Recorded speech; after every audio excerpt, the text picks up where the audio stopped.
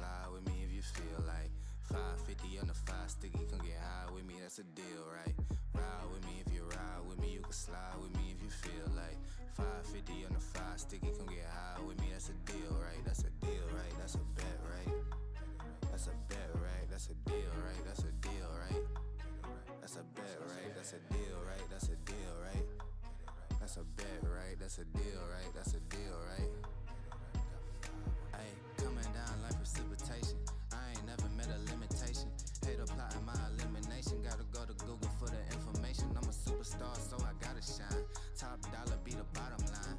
Bottom feeding niggas out of line. Turn your heart rate to a dotted line. Yeah, my zodiac probably dollar sign. Got the energy to win it, my nigga, I'm feeling great. Got a day with destiny, focusing on my fate. I don't give a fuck what you rapping, you been a fake. I'm everything that they ain't, it can't be, it won't be. Wanna see me fall, I can't go, I won't leave. Coming from the block with plain clothes and police. Straight up to the top with bankrolls and rollies. Ride with me if you ride with me, you can slide with me if you feel like 550 on the 5 sticky, come get high with me, that's a deal, right? Ride with me if you ride with me, you can slide with me if you feel like 550 on the 5 sticky, come get high with me, that's a deal, right? That's a deal, right? That's a bet, right? That's a bet, right? That's a deal, right? That's a deal, right? That's a bet, right? That's a deal, right? That's a deal, right? That's a bet, right? That's a deal, right? That's a deal, right? Ayy, 12 can't really stop shit, so I'm still pushing like a mosh pit.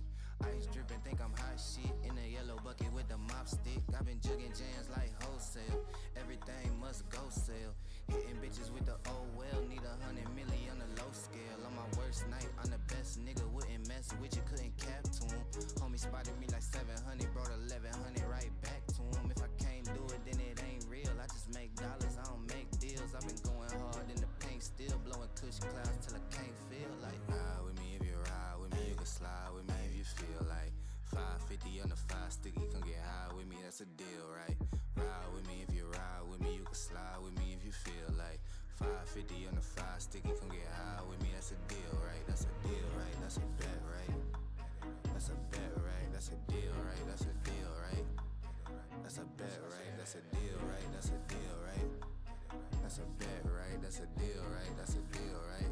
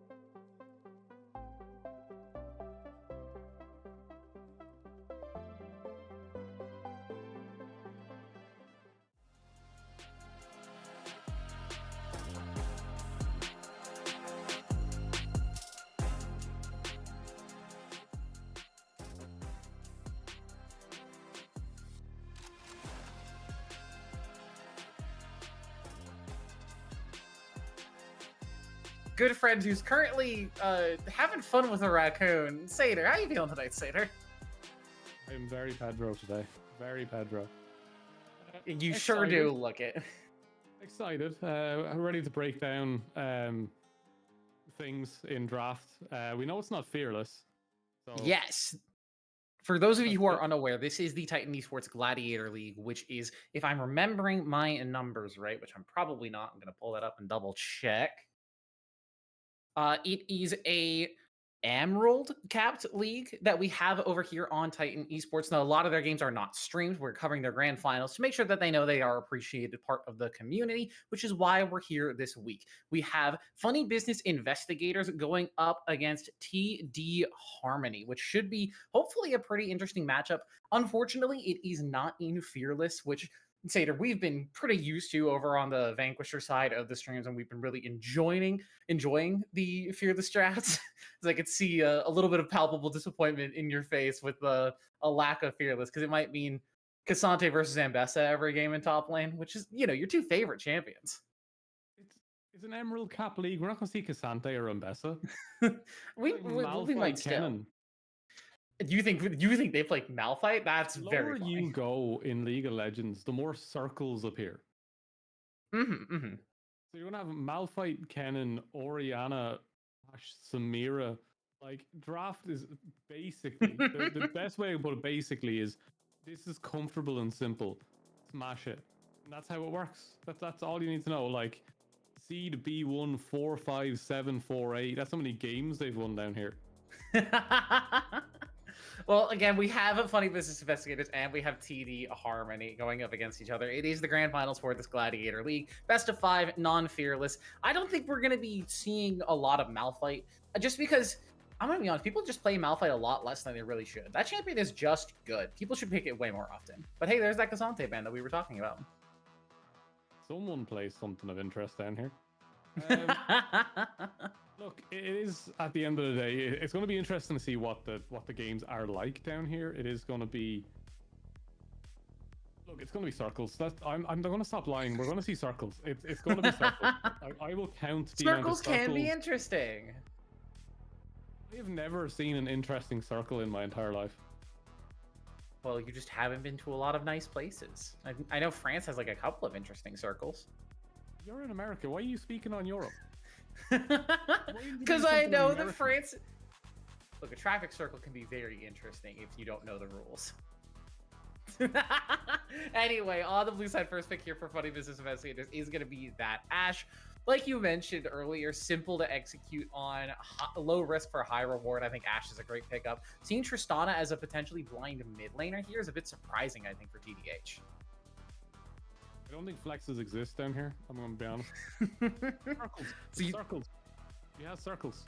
She has. Gwen does have a singular circle. That's right, Satyr. You know your shapes. We're so proud. If we wait until more of them appear, we're going to get like bigger circle. Bigger circle. Circle of healing. Circle of no. It's a no circle. Circle of healing. Another no circle. And then stick very it on. Good, Satyr. An Aurora or a Victor on that big throne circle. All right, so I guess we're continuing. Circles. Everything is circles. Like it's circles all the way down. I do love you guys. I'm gonna put that out there. I do love y'all, but it's just the drafting doesn't make sense to me ever down here. Like, why are we B1ing and B1ing Ashe is fine. Tristana into Ashe isn't actually that good. Ashe is actually quite good into Tristana in those later stages of the game. The Braum is a brilliant pick. Why are you putting the Janna I do like the Braum versus Janna Ashe. I think it's a great pick. Like, it just if you're taking a Janna, then you need to have something that is like a heavy carry jungler. So like you need something that Janna can roam with and work with. Look, they're banning circles. Xin Zhao is available if they wanted both a circle and a heavy carry jungler. You have things like Olaf as a potential jungler, like Kha'Zix if you really have it, but I don't think we're going to be seeing a lot of Kha'Zix. I'm expecting this Gragas to go towards the top side.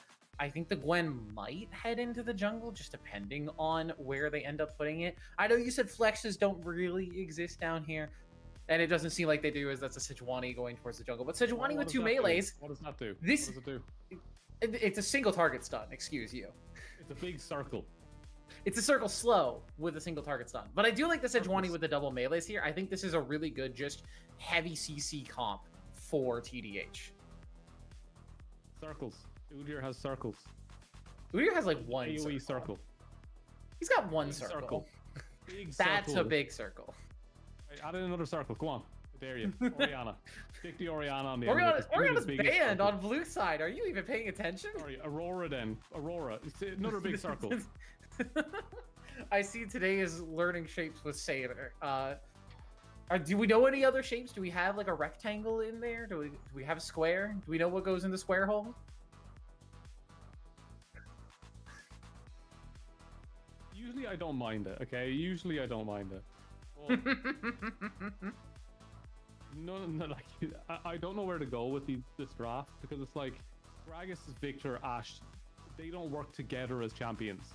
They have a very Victor work low well. damage comp on the FBI side is my issue. Because you have a utility carry in Ashe, you've got a pseudo AP tank both in jungle and in top, and Victor really is your main source of damage, but you're looking at that versus the Braum and the Sejuani, and even versus the Gwen to a certain extent, like that's going to be a rough front line for Victor to actually like make his way through. Scaling. They're playing for late game. Like Ashe and Victor late game will out damage Tristana and Aurora.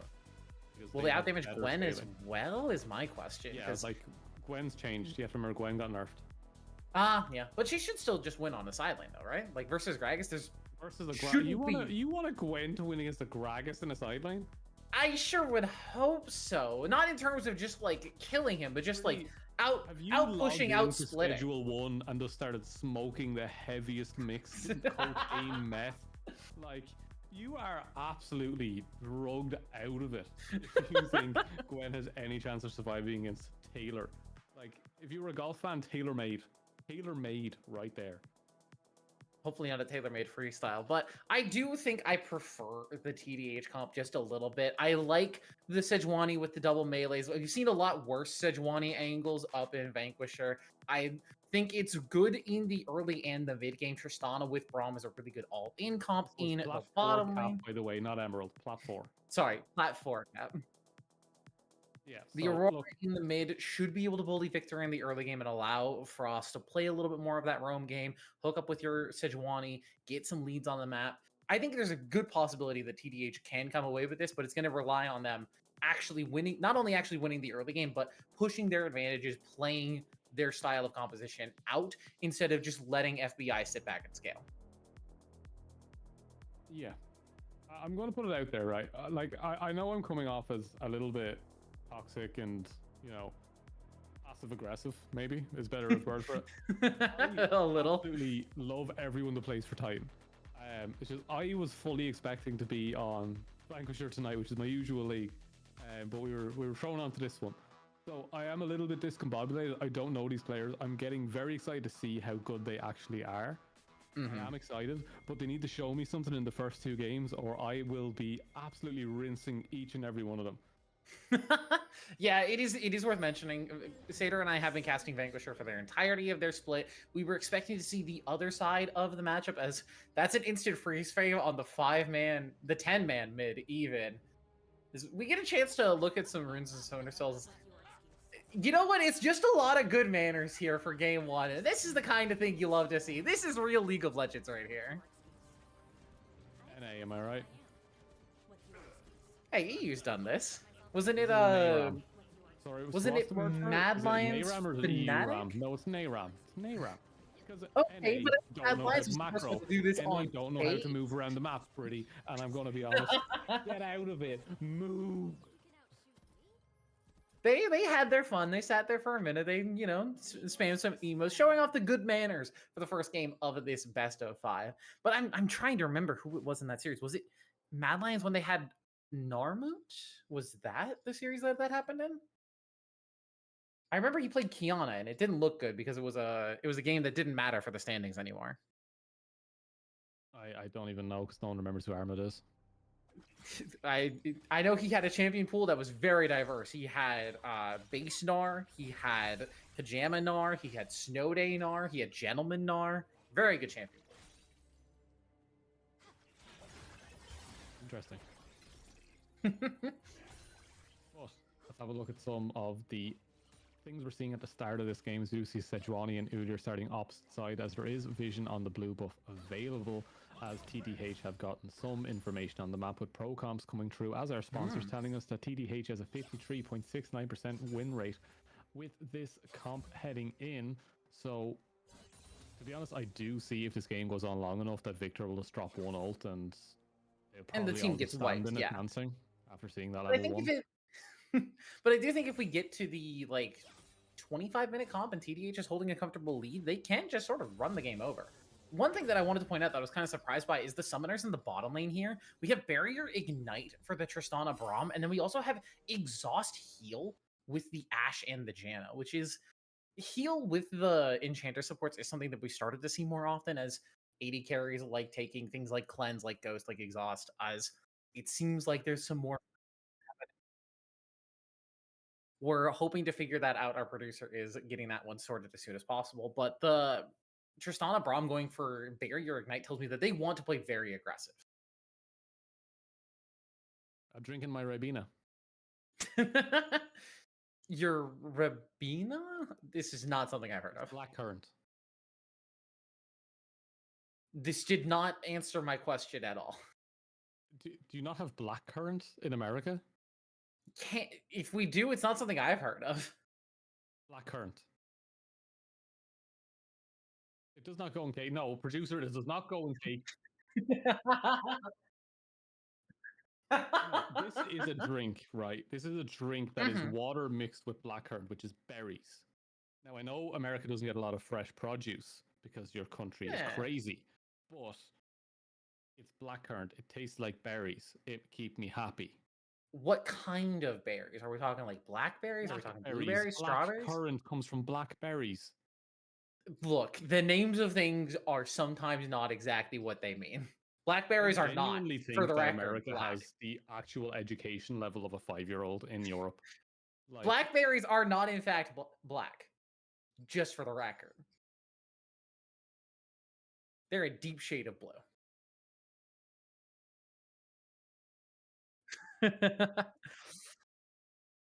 It seems like we're having troubles getting back into the actual game itself. Our producer is going to keep us updated while they work on that. But I guess while we're here, we can give a little teaser for what's to come in the future for this series, as something we often do later on in the series, but I think we're going to have to start talking about it now, is the Kiss, Marry, Kill segment. Our producer Golden has introduced it to Titan, and it's been just an ongoing theme ever since that it just gets a little bit weirder every week. And this week, I don't think was any different. Sater, I'm not even sure I actually know what your answers are, because I came in a little bit late. The correct answers are my answers, as always. It doesn't matter what anyone else says, because opinions are great. Everyone has one. But 90% of them are wrong. So, let's talk about this. Let's break this one down. It's Nyaurik, and has to be killed. No one wants that. I don't know, because I think he's shown himself to be very committed, and I appreciate a man who can commit. He throws minions at people. Yes. Die and then someone's new one. Talk about loyalty. Well, the commitment, I feel, is mostly from, you know, the Maiden and the mission that he's been on for his entirety of both life and undeath. Yeah, and it takes up too much of his time. He's not going to be a good house husband. He's going to leave dishes everywhere as he runs around with his maiden, with his side hoe. I'm all right. Next. Kissable for sure, but I personally, I love cheese. Imagine the taste of cheese every single time, the smell of cheese the whole time. I'd end up lactose intolerant just through the pure aura of cheese. Exactly. It's kissable. Like I can understand kissing cheddar Twitch, but when you have Kiddly on the board, marry it. I think has yams. Next. Kiddly in my mind at the very least is the one who's more likely to have a side piece with someone like Nico. Yams. You're speaking a lot about produce, and I'm just a little bit confused. You don't have the yams, don't talk to me. You know those glutes are absolutely ready to pounce. Cat joke included. Anyway, to the game. I think all the options on this are, to be frank, a little strange. I think there's one good option and everything else is kind of just like a toss-up. But it seems like, thankfully, we don't have to talk about that much longer as we are getting back into the game. We haven't missed First Blood. We haven't missed any of the action. We're a little bit ahead in terms of the game itself. We jumped from, I think it was about 2 minutes to 5 minutes, but didn't miss any action. Missed a couple of recalls here and there, but nothing else outside of that. Interestingly enough, Taylor hasn't actually recalled yet on this Udyr, whereas Toxin has already finished that first recall with the full bombies, which is a big lead for the Sejuani in terms of farm speed. Someone also has grubs, but I don't know who, as the bar has not been updated with grubs, and I'm guessing a Drake has been taken, but I don't think so. No, we see the dragon in the pit, and grubs I don't think have spawned yet, have they? Maybe they have, maybe they haven't. I'm not fully locked in yet. I believe, if I remember right, grubs spawn at 6 minutes and dragons at 5. So we see the Hextech dragon down there in the pit, and grubs, yeah, just about to spawn here on that first spawn. We had a little bit of a topside. We do see that Atomic rotating up with Sejuani to try and force Effervescence and Taylor out of that jungle. And you gotta appreciate the aggressiveness at the very least, but I worry what this is gonna mean for this bottom lane situation. It means that Tristana is going to hope that under those towers that those passive explosions don't take too many of the minions and lose them to the tower. That's about it, as they're going to move everyone over to the grubs, take the grubs, as Udyr would have been in a position to dive there, but instead is going to leave and take Scuttle Crab. Hopefully start up that Drake on the bounce reset from the bot side, but yeah, we see not much is happening. Everything's nice and quiet. I think it's just everyone's a little bit scared of giving up that first blood and losing the lane in what is our grand finals.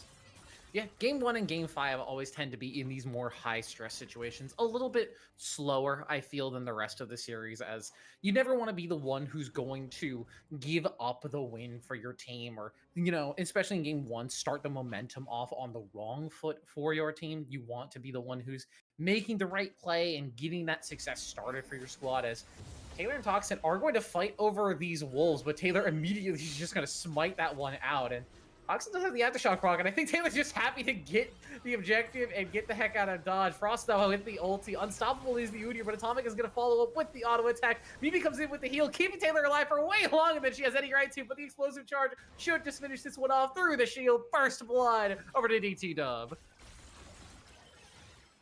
Yeah, first blood there. Very, very nicely done, as they do manage to get that one nice and clean. That will also more than likely set themselves up for a really good grub take, as the jungler has been airlifted to safety of the fountain. Let's see if Toxin will be able to get this one sorted. 200 ping jungler, so I've been told. Yeah, something that we got told a little bit before the start of this match as we were doing our, what I would call a little bit of last minute research, is that Toxin does in fact play from Korea and is playing with a high amount of ping throughout this entirety of the regular season. So the fact that your jungler, one of the key pieces of your team, is playing on high ping and you still come out to the grand finals and come out ahead in every series you've played, that's pretty impressive. That is pretty impressive, but some will say he's elo hogging and just needs to move up a division, but regardless. Well, you're playing on 200 ping. I don't know how much climbing you can realistically do. I got to master an NA on, what was it, 190, 180? Okay, but that's NA. Speaking of NA, Complex is making this top lane 1v1 happen, as Effervescence doesn't have the mana, does have the flash, but I think is just going to get cut down by the needles. Complex with the Gwen will find the solo. Would find the solo. Good work there from TDH once again, setting themselves up for success here with those bully laners with the Gwen, and Aurora and Tristana doing well so far, but scaling is always going to be in the favor of FBI, because I just think Victor is just too strong a champion when it comes to those later stages. Those lasers hurt. Late game Victor, late game Ashe are very scary, and speaking of scary, Toxin looking to set up a bottom lane dive here. They're going to catch the stun onto Mimi, who's immediately going to pull that Monsoon, and now DT Dub, the one in trouble, tanking up the turret shots barrier, will not save you, and the dive counteracted by the FBI bottom lane. A double kill to Quartz Hill. Yeah, that dive was like that submarine the billionaires were on. Just absolutely crumpled immediately. What? Bad? Good? Mediocre? Very, very good. Hilarious. You can't say too soon anymore. No, not. It's not too soon. We need to clip that. That needs to be in the show. I need to show that in caster therapy. Show that I know Loki's laughing in the background as well, so our observer and our producer can hear everything we're saying at the same time, and I know that Loki's absolutely busting a lung right now. But no comment from our producer, but I think that's more for legal reasons than for anything else. Illegal reasons, yeah. Well, let's see what the plan is now as they're moving FBI up towards this. They have the Janna in position. Void Grubs are on the table as Complex. You might be in trouble if you overplay on this one, as there is a lot more enemies in the top side than there is friendlies. Complex is doing quite a bit of damage, has the needlework as well. Effervescence is just going to get cut down. Complex will tank up a couple of tower shots, though, so Taylor might be able to find the revenge 1v1, but this Gwen is fully Conqueror stacked and is still very dangerous. The Udyr, just with that Haunting Guys in inventory, can't do enough, as Mimi is the one actually caught out in the jungle here. TDH countering the rotation with one of their own and are looking to set themselves up for 6 grubs, as meantime, in the bottom lane, DT Dub has gotten a reset on that jump and is forcing the flash out of Quartz Hill, who does have the arrow back and is going to try and make this 1v1 happen, but I don't know if that's exactly the one you want to take, as it's going to be Atomic going down off of that top side along with Quartz Hill on the bottom. Chaos Storm is down. Taylor is starting to try and walk away, but Complex has the chase, will snip down the Man-Bear Pig and shut down the Udyr, and TDH will still have their eyes on the 6 scrub stack. Yeah, everything they need now available. There is low health bars there. They could get some stacks onto this Victor now with just a couple of kills, but No loses most of his health. Trying to step back into this one. Frost in a little bit of trouble now. Does manage to get out. Hop, skip, and jump. As nothing really happens. They get the grubs. They get grubs. That's all 6 for them. And alongside getting that dragon, that means that they've unlocked the all of the feats necessary to get those upgraded boots. As also, Complex already sitting fully on that Rift Maker. This Gwen is very, very scary at this point in the game. Yeah, this is about the new early game scaling they have added in for Gwen, and will eventually get nerfed to the point where we won't see Gwen on the Rift again. But for now, very, very strong, as really a little bit of trouble here. Low on HP, but Taylor here to cover, as I Am Atomic also going to wrap around the side. Taylor will just eat a little bit of damage. Yeah, just helping cover for the jungle, as Toxin is up here in the top side. Effervescence, though, with the explosive cask, will make sure that he gets to walk to safety this time around, but the top lane matchup has been very, very painful for the FBI side. Let's see what the plan is for now. Is that Drake is going to be spawning in the next 30 seconds. They need to be able to get this one to give themselves any hope of finding another win condition for themselves in this early stage, but TDH with full grubs, with double drakes, it should be an easy, slow tempo game. Yeah, a little bit slower. I think potentially in the favor of FBI, just giving them the time to scale up. But when you see a 3-0 Gwen, a 1-0 Aurora, and even the 2-1 Tristana, who may be playing a little bit more aggressive without their support than they should be, it's still a scary position to be in when you're playing this scaling comp and you know you just have to try and outlast. I think more than anything, playing too aggressive with lethal tempo is probably what's going to hurt the Tristana more than anything else. But Frost is in with the ulti. It's just going to one-shot Taylor, and Lily will be the next to go.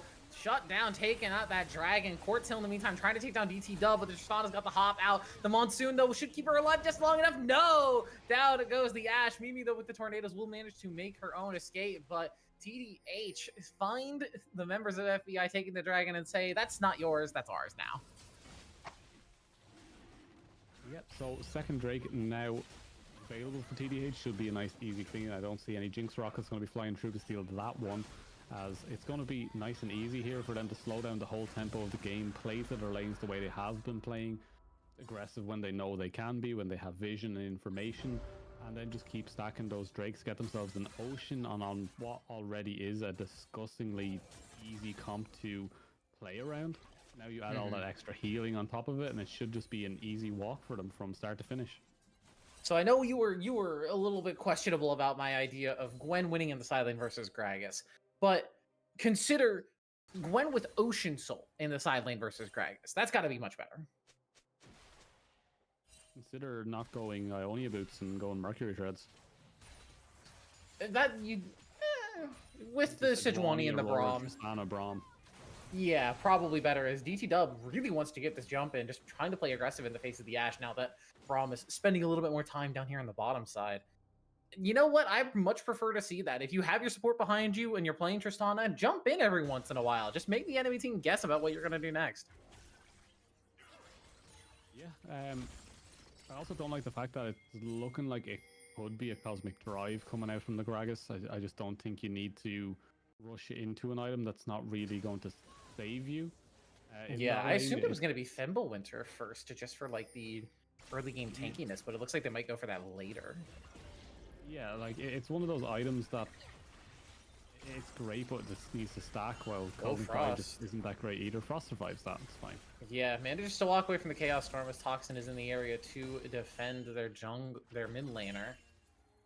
We do see also Atomic on the rotate up. I don't know if they're going to find much else out of this, as Atomic wants to look for an all-in, but Taylor is still playing Udyr, has that Leandry's completed, so the tankier members of TDH do need to be worried about the amount of damage that this Udyr can put out.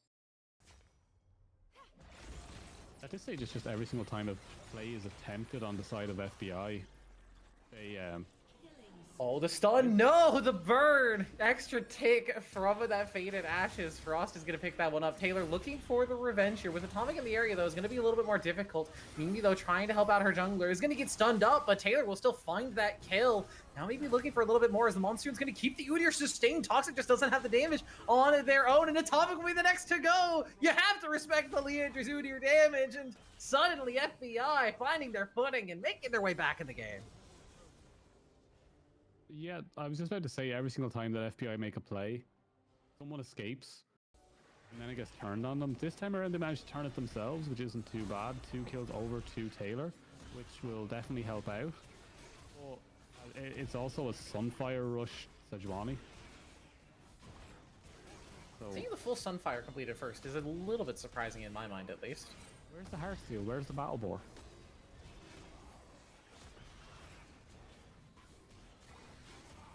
Great questions. Great questions. I don't have the answers for them. They're great questions. So why is there no Roa mid laners? That's the flavor of the month. Everyone builds Roa now. Just Roa.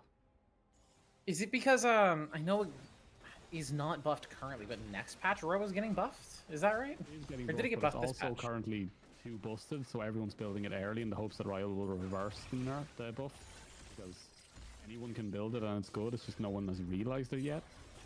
Because that's how League of Legends works, because no one realizes things, and then one person figures it out, and then one streamer sees that, and then they play it 4 times in a row and win 4 games and make a TikTok, and then that TikTok goes viral in the League community, and then everyone plays it and it gets nerfed.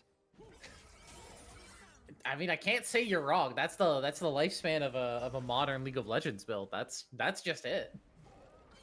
Yeah, like Thimblewinter was not an item from Thimblewinter, especially, and I think Unending Despair were not items. As we've got a 2v1 up here in the topside complex, though, has that Ghost on, also has the Needlework, so is looking to just try and find the outplay angle. Does a ton of damage to Effervescence with that snip, and now with Toxin in the area. Suddenly, Taylor, the one in trouble, gets caught up by that Glacial Prison, and Udyr, though, slippery enough with that Boar stance, might be able to escape, but Complex is going to snip her down, go on a rampage.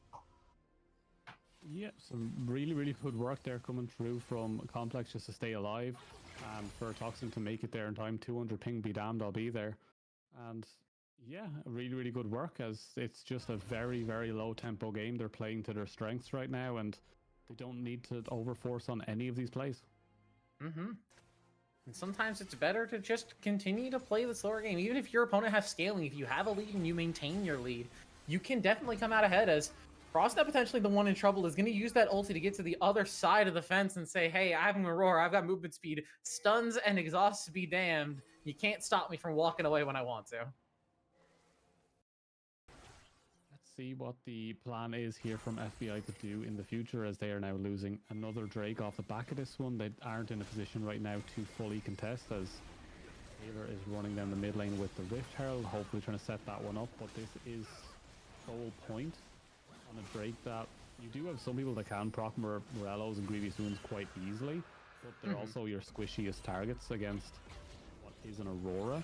So it could be a very dangerous game they're playing here by allowing those to go over, as they are starting the all-in. Atomic is going to land the ulti onto Lily, walking up a little bit too far to try and get those last hits on the turret, but cannot finish it off. DT Dub will find the kill, and FBI, I like the idea, but over pushed and punished by TDH.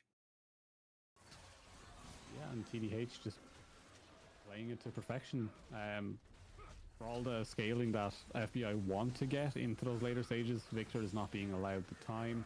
Udyr only having completed one item and hasn't got that force of nature yet, doesn't have the speed to help cover everything off. On the other side, Kraken Slayer on the Ashe is probably not going to cut through Sejuani fast enough or Braum fast enough, so it's looking like a very clean game from TDH if they can just manage to pick up that Akatan.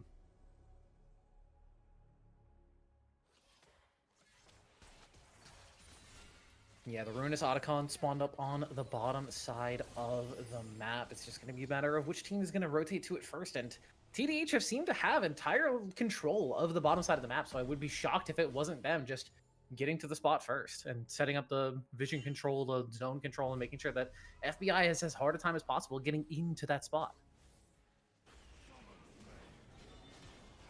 Yeah, right now it's just all about this map movement coming from TDH. Going to be watching this with keen eyes, as they say, as I'm seeing Aurora with the Braum hover and Sejuani hover in the bot side, as they do want to set up quite well for Akatan, while on the other side of things, Gwen and Gragas have still not left the top lane. This is the true top lane island. You love to see it. This is just Gwen saying, hey, if the Gragas isn't... Nocturne and Singed. And now we are watching Gwen and Gragas. Yes, as the play being made on the bottom side, CC layered into Lily, and with the electric proc, Foss will just knock her down. A rough spot for the FBI members to be in, as Fort Hill is just going to get soloed out by DT Dub, who finds the second kill as well. Infinity has completed on the Tristana. DT Dub feeling powerful as Taylor will flash forward to get the red buff auto and should just be able to finish the Tristana off, pick up that big shutdown gold, but obviously the Tristana feeling confident already in this game number one. Yeah, as the Atacana is being taken on the other side as Tristana solos 2 of 3, while Victor did die on the bot side as well, so they know full well that there is going to be no contest for this objective. Roses will be easily picked up as well, going to get all of that bonus XP, all that bonus damage, and just further accelerates this comp into exactly where they need to be. They need to win early. They cannot let this game go late, and they're doing quite well at that as Complex rushes into the gank head first. Yeah, I mean, when you're sitting level 15 on the Gwen at 20 minutes, it feels like you can just sort of walk into that gank and say, hey, yeah, you're a 2-item Udyr, but I'm still playing Gwen. I'm still 4-0. I might be an item down on you, but why do I care? I'm a stacked Gwen. Yeah, Gwen in a very, very strong position now. So much XP and gold sitting there. I'm almost certain that Gwen probably has 2k in the pocket as well, just having a great time sitting up there and refusing to recall. Also, that Cosmic Drive is just giving me heart palpitations. It is in the inventory. It's not needed. It's just not needed. It's there and it's hanging out. The extra movement speed is just making Effervescence feel just that little bit safer. Meanwhile, Gwen is with a full stacked Q one-shotting backlines and is now level 16 at 23 minutes. As, yeah, Effervescence is just going to be forced to give up this top lane turret. Unfortunately, not a lot that you can do with a 6-stack Gwen.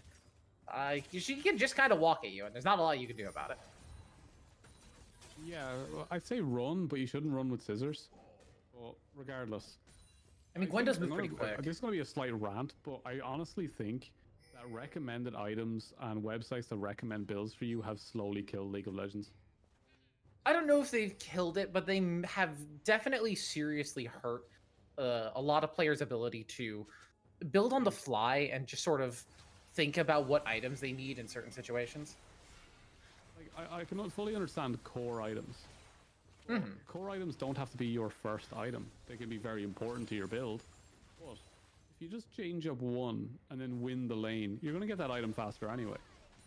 Like, build for your lane and not for the game. You know what I mean?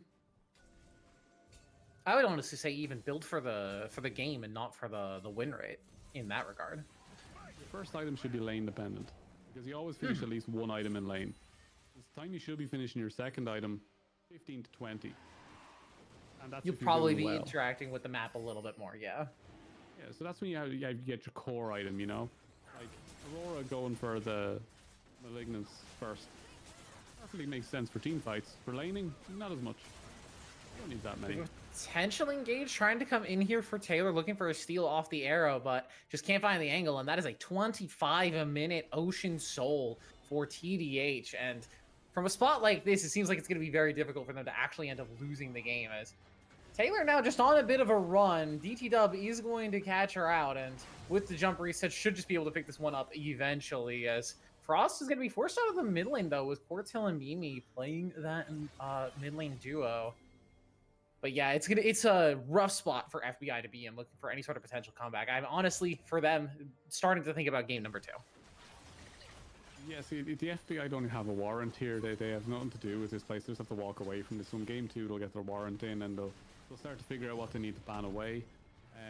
Other issues coming in is that's not fearless, so these champions could be picked again, and you cannot ban all of them. They're just going to dive forward. Yeah, Mimi gets blown up. That Tristana is 2.5 items. She is very, very strong at this point. And with Ocean Soul, she can sort of dive with a reckless abandon. My issue was going to be that the FBI are playing against someone from Korea. The FBI works on internal stuff, not external. Toxin is entirely free from them. They can do nothing about this Sejuani.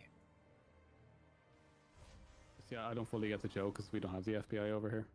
Yeah, that's exactly the joke. The CIA is the people who work on stuff outside the United States, but the FBI works on stuff inside the United States. The joke is that Toxin is playing from Korea, outside the jurisdiction of the FBI. Is I think Complex is just going to sort of 1v2 this on the Gwen with that Ocean Soul completed. Yeah, they just can't do damage to her. I think Complex is going to end up with the back half of this fight with more HP than when he started. As Taylor's going to go down, Effervescence will be safe just by virtue of not being in range of the scary, scary Scissor Lady. Oh. 3v1. How is Complex going to do this time without the ulti? Going to get the ulti in, but right on top of Quartz Hill, as there goes down the Gragas. And again, this Gwen is just healing. Mimi's going to pop the Monsoon to keep her AD carry safe. And Complex still wants to look for more, still relying on that Ocean Soul healing. But if you can't get close to him, you can't heal up. And Quartz Hill will finally pick up the shutdown gold. It happened. Died. The Gwen died. Comebackable. Eventually. Comebackable. Winnable. We can go from that. That's a good position to be in. But no, from this point on, it's just going to be probably move Complex down to the bot side. Take a little bit of time to set up for Baron. Take the Baron. And then end the game. As Frost does have ult available, should be able to set up DT Dub here. If they really want to go for this fight, they should. That was a nice knock up into the Braum ult. No follow-up to come from it just yet. Frost, you could turn this. Yeah, Taylor playing this very aggressively, trying to get into the face of Frost. Has Mimi and the rest of the squad behind her. As DT Dub's just going to hop over the wall, one-shot the Ashe, and he's not even hopping back over. Just wants more blood. A double clip with the Sonata with the Locket Shield. Make it 3 for DT Dub. Lily flashes over towards the Chaos Star to try to remain a little bit safer, but I just think with the Ocean Soul, there's not much damage you can do. Frost will pick up the kill, and it's 23-8. Nearly 10,000 in favor of TDH. It feels like they've got game 1 in the bag. Yeah, I want to, if we could get a replay of that, if it's at all possible. Frost just straight up missed the ult. Just straight up missed it. It was...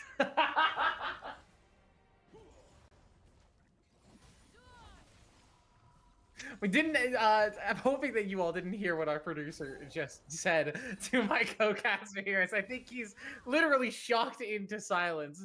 But if we end up getting a replay of that fight, I would like to see where that Aurora ult did end up. And also the fact that DT Dub killed Quartz Hill, had the jump reset, and just chose to just stand his ground and say, yeah, I'm playing Tristana, I have Ocean Soul. I'm going to get more kills anyway. I don't care.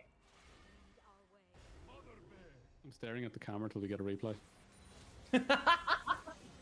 It looks like we are going to have a replay of that fight. We've got a fight going on in live as well, but I don't think it will be much of one at the end of the day. We're a little bit early into the skirmish, but we're going to see DT Dub and Frost force down this turret, and this is where the fight will actually start off this teleport from the lead.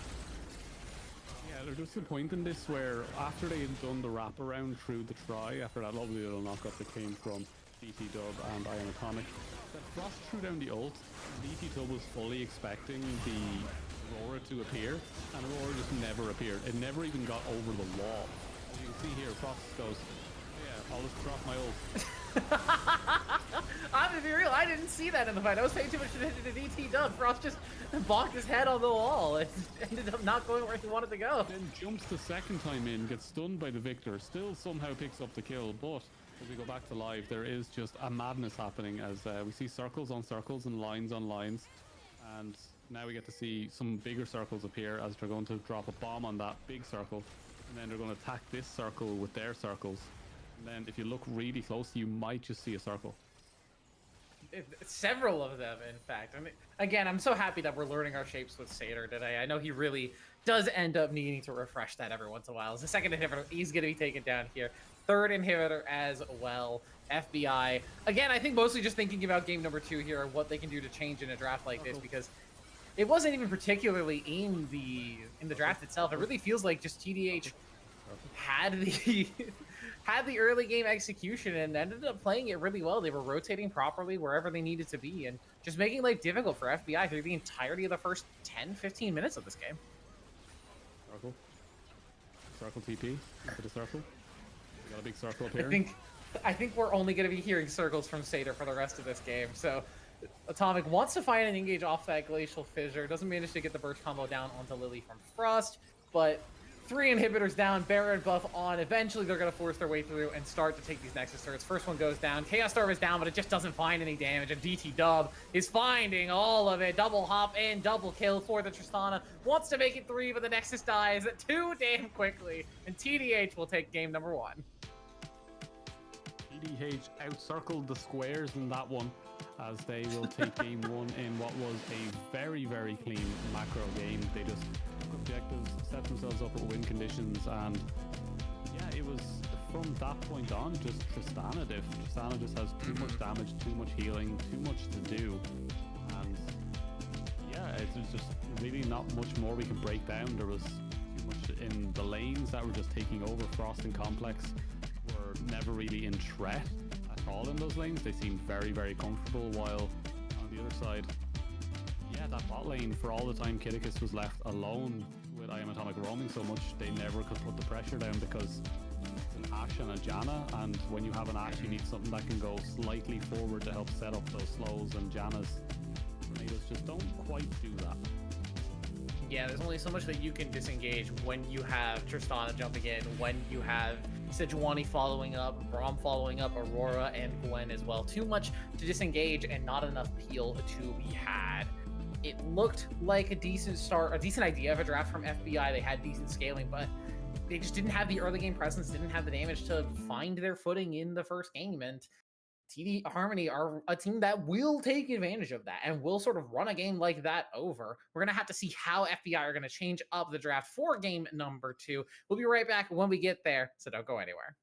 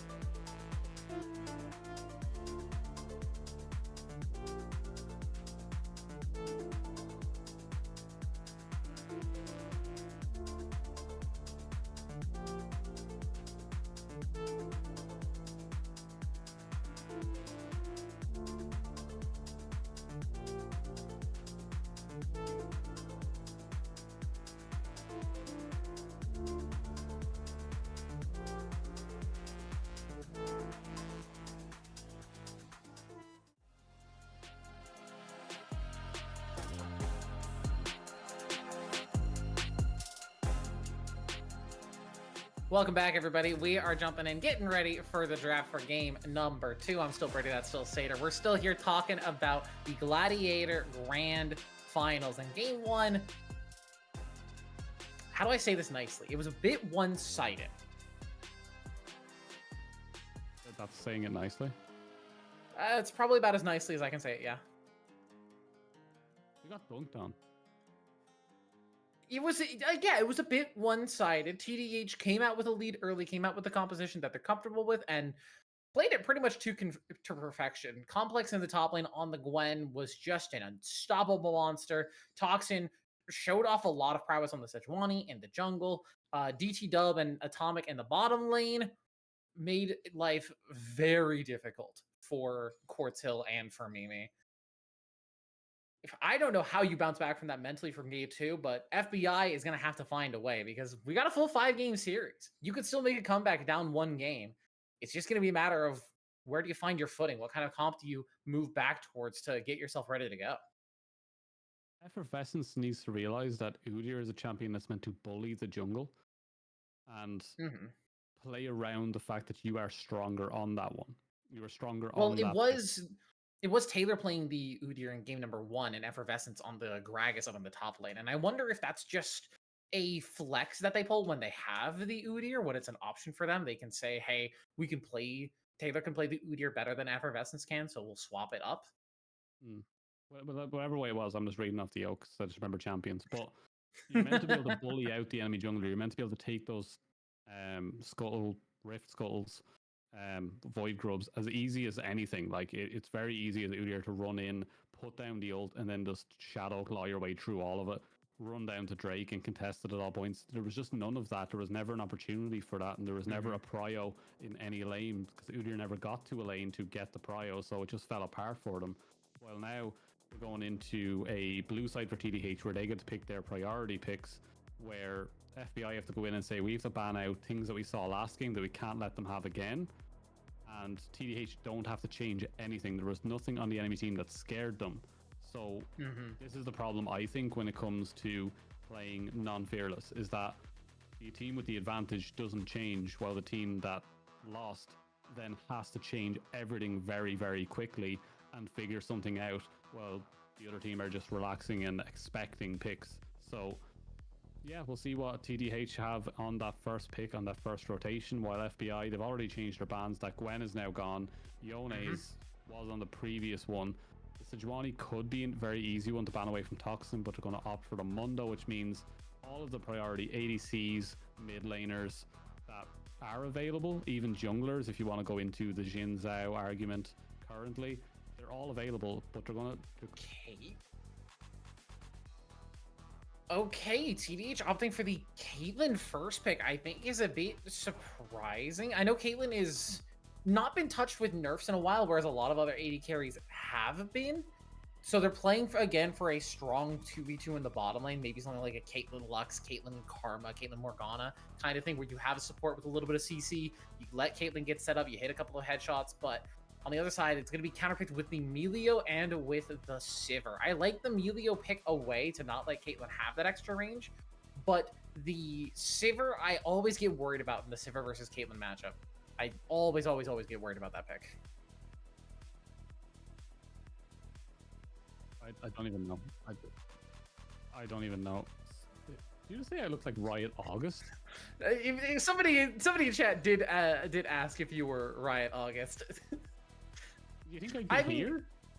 I can't not see the resemblance, but we do have Jax picked up for TDH alongside that Zyra. Zyra could be going into support. I don't know if Zyra jungle is still playable anymore.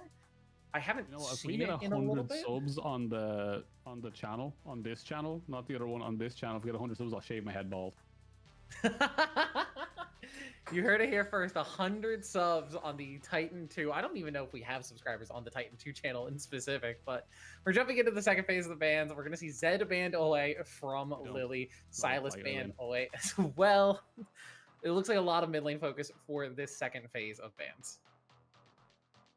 Yeah, there's just more mid lane. Just take away as much mid lane as you possibly can. It was the only lane that had any sort of real kind of like oh my god, it's going to win the entire game, regardless of that Aurora ult that I saw at the end of the game where they just missed and then jumped into a Victor force field, got stunned, and then somehow won anyway. But look, that's better. That's already better. That's already a pick that makes sense. You see, Jax. He's got a big circle. But don't interact with it. You just don't interact with it. You just say, I don't have to touch that everyone guy. else, and then get back there and cover the side lane. You will always do fine as Jax. You can block his autos. He can block your autos. It's a straight up mirror match. Unless, of course, it's a Jax in the jungle, Zyra in support, and a Mordekaiser up in the top lane. So that's going to make life a little bit more difficult for this Shen. Why? What is their, like... What is their angle here? Also, Golden, that was so uncalled for. She said It was mean words very in my loud, ear. Said very mean words in uncalled my ear. for. Yeah, really, really As mean words. in my TDH ear. is gonna She finish up called their me- draft. She called me things. I'm going straight to HR. I am going straight to HR. Unfortunately for you. HR. So I'm going to ask help. Please help. Yeah, save me. Save me. Either way, we do have that Smolder picked up for the mid lane for TDH. It seems like they're playing for a little bit more scaling with the Jax, with the Caitlyn, with the Smolder, whereas FBI are continuing to play for their late game style. They have Syndra, they've got Shen, they've got Sivir. They have their late game carries, they have their frontline tanks, they got an Enchanter to support behind them, but I don't know if they can outlast what bit of early game the TDH does have with the Mordekaiser and with the Caitlyn Zyra especially as such a heavy bully lane. 90% of TDH's comp is reactionary and come to us. Mm-hmm. So like there is that moment of like they do have a Sivir, and it's just like your ult is no longer useful in this game because they want you to come to them. They want you to enter their area of effect, while Syndra needs to break into that area. Their backline access is negligible. There is nothing there. They have no way of getting to that backline ever. And all Mordekaiser and Jax have to do is stand in front. Zyra just needs to ult in front, and Smolder and Caitlyn can very easily pick off anything that does step up just a little bit too far. So these are the games where your mid laner should have maybe thought about going something a little bit more maybe aggressive in that early game and try roam early. Like Talia is such a good Talia pick here. Ari, maybe? Ari not as much because Ari and Sejuani kind of don't work as well as you think. It's not quite that Vi backline access, so you kind of miss out on that ult in, pick a target and leave. But like, if you just go for Talia here, you can wall off key parts of that fight, and it doesn't take that much knowledge on the champion because you just throw down an E and suddenly Smolder can't fly away, Caitlyn can't net away. Jax can't jump in, I think, very importantly. That too, like there's a lot more available if you just go for the Talia. So yeah, it's gonna be a tough one for them. I think most of their comp works off going in, and most of TDH's works off saying no, you don't get to do that. Well, it'll be interesting to see. No dances in the mid lane though. That's great. Yeah, not this time around. The manners have been spent on game number 1, and now game number 2 is all serious faces, as Lily is going to take a decent chunk from Toxin, who will get a decent trade back at the very least. As it looks like it is going to be Taylor in the jungle again with Effervescence up in the top side. And I wonder if this is something that they had planned from the beginning, where it's like, if we have to play a tank jungler, we'll hand it to Taylor, and if it's like maybe a carry jungler or something more utility oriented, we hand it off to Effervescence. So I'm curious if this is just a swap for comfort, or if this is just like one of those like, hey, our sheet's not technically updated properly. Taylor's our standard top laner, and Effervescence is our standard, or Taylor's our standard jungler, and Effervescence is our standard top laner.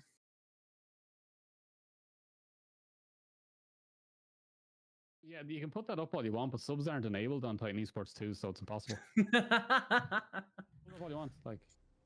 There's no way they're all going to travel over to the other one anyway, because no one wants to watch Vaxxer. We're all here to watch this. This is where real League of Legends happens, as we do have that Zyra setting up with the Brambles, trying to get the best that they can, and it's just going to be... It's going to be an interesting lane just to watch plants and traps. I feel like it's a really bad plants versus zombies joke, but it's just... Yeah. This is another one of those lanes that nothing happens in, but we're meant to be hype. Yeah, it's nothing happens, but it's nothing happens in the way of like, the FBI lane is slowly going to bleed out if they don't get any sort of help, because you do just have the lane pressure of Caitlyn Zyra. They're going to walk forward, they're going to push all their buttons, and life is going to be very miserable for the FBI bottom lane. Taylor going for a level 2 onto a Mordekaiser. I don't hate this. Complex doesn't have any way to escape this, as it's just a flash on from Effervescence, and this is the hookup we were hoping for. First blood over to FBI. Yeah, nice changeover, taking that Sejuani away and setting themselves up nicely, but Toxin has nearly full their bot side. Will be moving towards that top side very soon, while Taylor's going to be very, very slow on the return. So there is still going to be a little bit of a time crunch there. Let's hope to see if Toxin can use that to their advantage, as they have said yes, they are. We've also got a pretty big draft advantage in favor of FBI this time around. I think larger than the advantage we saw in game number 1 for TDH. So will Pro Comps retain a 100% score, or is TDH going to outperform their draft score? Yeah, it's quite possible. We could see what happens. As yeah, it's going to be a nice little route coming through. Toxin is available and in the area, has retrieved the blue buff, will leave with the blue buff, but is maybe deciding to hover here as Sejuani was spotted. They know Sejuani's in the area. They know this gank could be coming. So a nice little hover there from Toxin just to realize something could happen, but that Skull Crab is so much more important.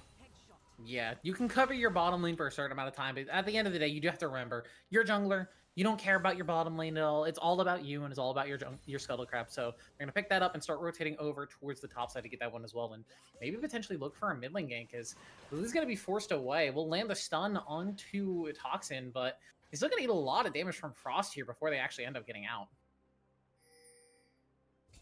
A lot of time there, but Taylor is going to walk directly into 2 people here. As the Taylor? stun is available. Flash misses. Big loss there. Yeah. I don't know about that one, Toxin. I think a bit over aggressive, maybe just riding the high of the confidence from game number 1. There's a pause. And it's immediately a pause. What else can you say? These pauses are going to take how long? That's kind of the thing. We don't particularly know. It sounds like we're getting right back into it pretty dang quick. Oh. I was hoping that we were getting back to it pretty quick, but it's just our faces being on screen. We are coming back. Never mind. I lied to you twice over. I'm so sorry. We're jumping back into the game pretty dang soon. There we are. And thankfully, this time, it's not any sort of disconnecting issues on the spectator side. We get right back in. We don't miss any of the action. It's lovely. I love what I'm getting given out to for checking on my boys in their game. Like, why so mean? Why? Also, just so you know, in the Revnon game, they picked Nautilus ADC. The Nautilus in the bottom lane now? No. Yeah, I mean, it's Revnon. In case you're wondering what we're talking about, over on the mainstream of Titan, there is the Vanquisher semifinals going on. It's half Orc Barbarians, and it's, I believe on the other side, it's TMG DK. It should be them. So we're going to see if TMG is going to make it all the way to finals, or if half Orc Barbarians are going to continue their string of pick whatever we want in the bottom lane and win anyway. Yeah, they do. They are up against a very, very difficult bot lane, though, with Crushing Rock and Homura, but yeah, we see Frost is slowly building up those stats as well. Stacks 35, looking for that 125 to get that wave clear up and running, and then once they hit that one, it's easy getting to that 225, and Smolder starts to become an Elder Dragon for reasons other than hundreds of years of game design. As having a look at this game as it is, FBI have got that first blood, have got the only kill so far in this 5.5 minute game, as we don't see any of the objectives being started up. There will be the grubs spawning very, very soon, but for the moment, it is just a freeze in this bot lane as BT Dub and I Am Atomic are absolutely smurfing this lane as they can hold this for days. Yeah, this wave state is very bad for FBI, and this is another kind of issue with Sivir. If you're going to be farming with your Q and your W, you can't stop yourself realistically from pushing the wave, and forcing the wave towards the Caitlyn, towards the Zyra, ends up feeling really bad because it just gives them control over the spot, and they just get to have the lane sit for however long they want and however long they need it to. Yeah, right now though, Atomic on a little bit of a roam as the break is being taken, and the pings are going down to say that it is being taken, so FBI realizing the last game maybe just maybe the Ocean Drake was a little bit of a difference. Maybe just a bit of one, as it is going to be the first Mountain Dragon over to FBI, and I imagine they'll lose grubs for it, as we do see Toxin over there on the grub buff, just trying to pick that one up, and the game remains a little bit slow, but it's still about 1,000 gold ahead for TDH, despite First Blood going in favor of FBI. Yeah, it's still just laning differences. We can see already that there is a double CS difference coming through in the bot side, as Caitlyn is 62 to 31. Oh, Taylor. Toxin. Tragedy in the jungle, as it's going to be Complex pulling Taylor now. She's in the death realm. I don't think you've got a way out versus the Mordekaiser. Can't get over the wall. That's just a free kill for the Mord. And a decent attempt to stop 3 grubs from going over, but unfortunately Toxin hits those swites. Yeah, Toxin will hit those and take themselves at least one of the objectives from the start of the game, as it is Mountain versus Grubs now. But with the way that this game goes and how Jax works as a champion and Caitlyn works as a champion, those towers will fall very, very quickly if they can get to them, as DT Dub right now is still just bullying the hell out of Quartz Hill and Mimi down here, as they are not having a good time.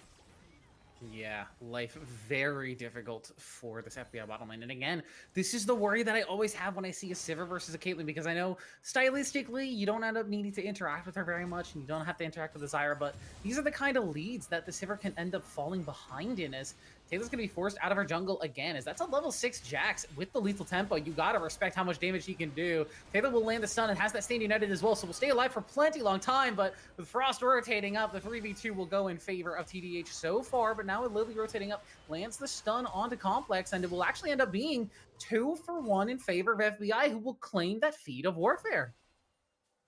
Yeah, they will claim the feat of warfare, but more importantly, that kill does go over to the Smolder, so a key target picks that one up off of that very strange engage, but the return does go to Lily, so things will shape up differently now in that mid lane as they're starting to get active on the map. Hope we get to see more of that one, as so far 5 kills in 9 minutes is not great.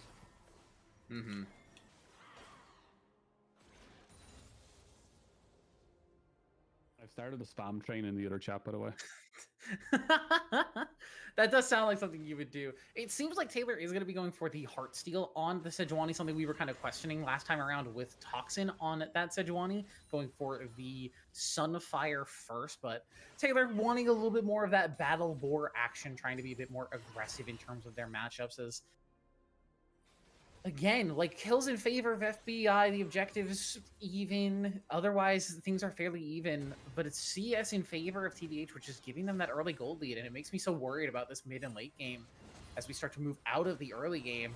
How are FBI going to find a spot to manage, as Frost potentially getting engaged on, calls down Mom, and now Taylor, potentially the one in trouble, is going to look to maybe turn something around onto Frost, has that little whip and whops the dragon down with Atomic in the area, though I think Toxin is eventually just going to walk down the Sejuani. Battleboard down, but it's a 1-for-1 mid lane for jungle. Mid lane for jungles, you do see the Smolder fall, but a pickup for Toxin on the other side of it. You did see the roam come through from I'm Atomic as well, so they moved up quite well. It's still up in the air about who's actually winning this game, but right now Complex is winning that top side fight, as the mace just comes down heavy as Shen makes distance, no flash available, does manage to survive, but Complex getting the better of that lane for the moment. But some great itemization coming out from Effervescence, as they are going to work towards that MR immediately, and we're not going to see any strange builds come out.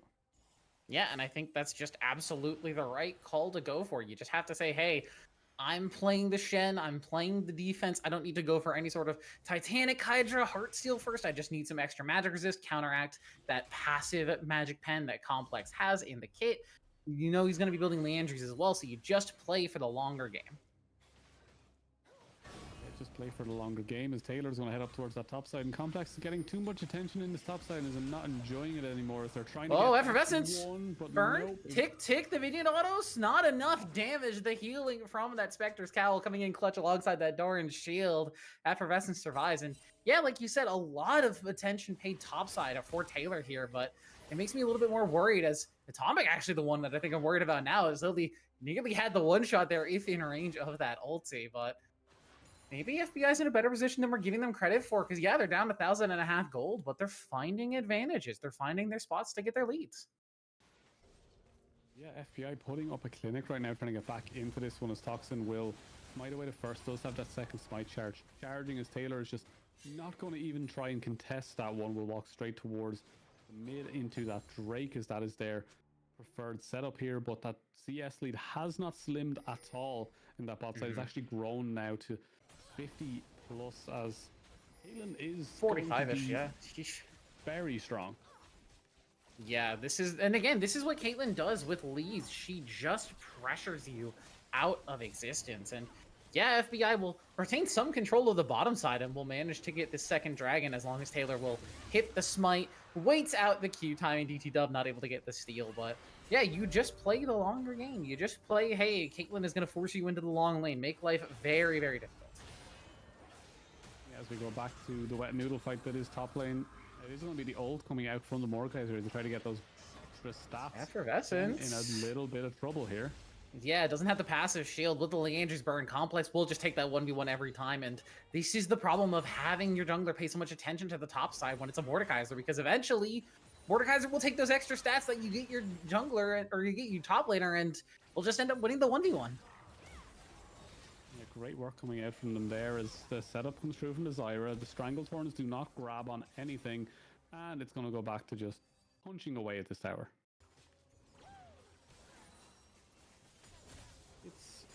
It's starting to come to a stage now where you genuinely wonder why people hate ADCs, and this is why, because they're probably going to complain that they're not strong enough when they've done nothing all game. Taylor is going to chase Toxin out of her jungle, manages to hold on to that red buff as well as Toxin is staying for the ward kill. Bold at the very least wants to take that one out from over the wall, and now potentially it's Frost the one in trouble, has already burned that TP, but with now Taylor and Lily in the area, the dragon has to be careful enough, just has to walk away. And yeah, every time we pan down to this bottom lane, it's just health bars at half or lower. It's just so rough. Yeah, but it does come to a point where Lily will slay Toxin as the gank goes bad in mid, and Frost trying their very best to try and trade some back.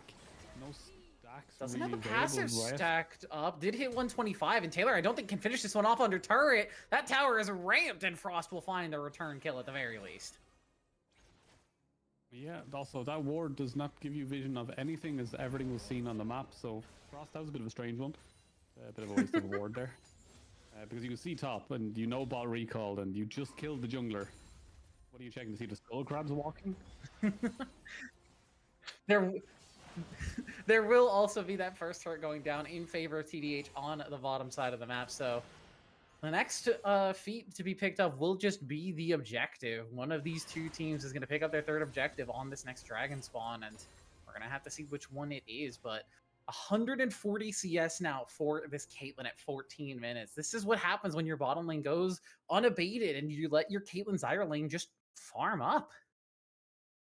Yep, Yuntal into Yumu Sivir. Now, I don't want to be mean. What the fuck You is don't that? have to be mean. Complex is going to make Effervescence's life continue to just be difficult as the level 11 Mordekaiser is just going to bully out the Shen. It doesn't matter how much help you give him. Leandry's finish means the Mordekaiser will eat tanks for breakfast. We go back to the Yumus.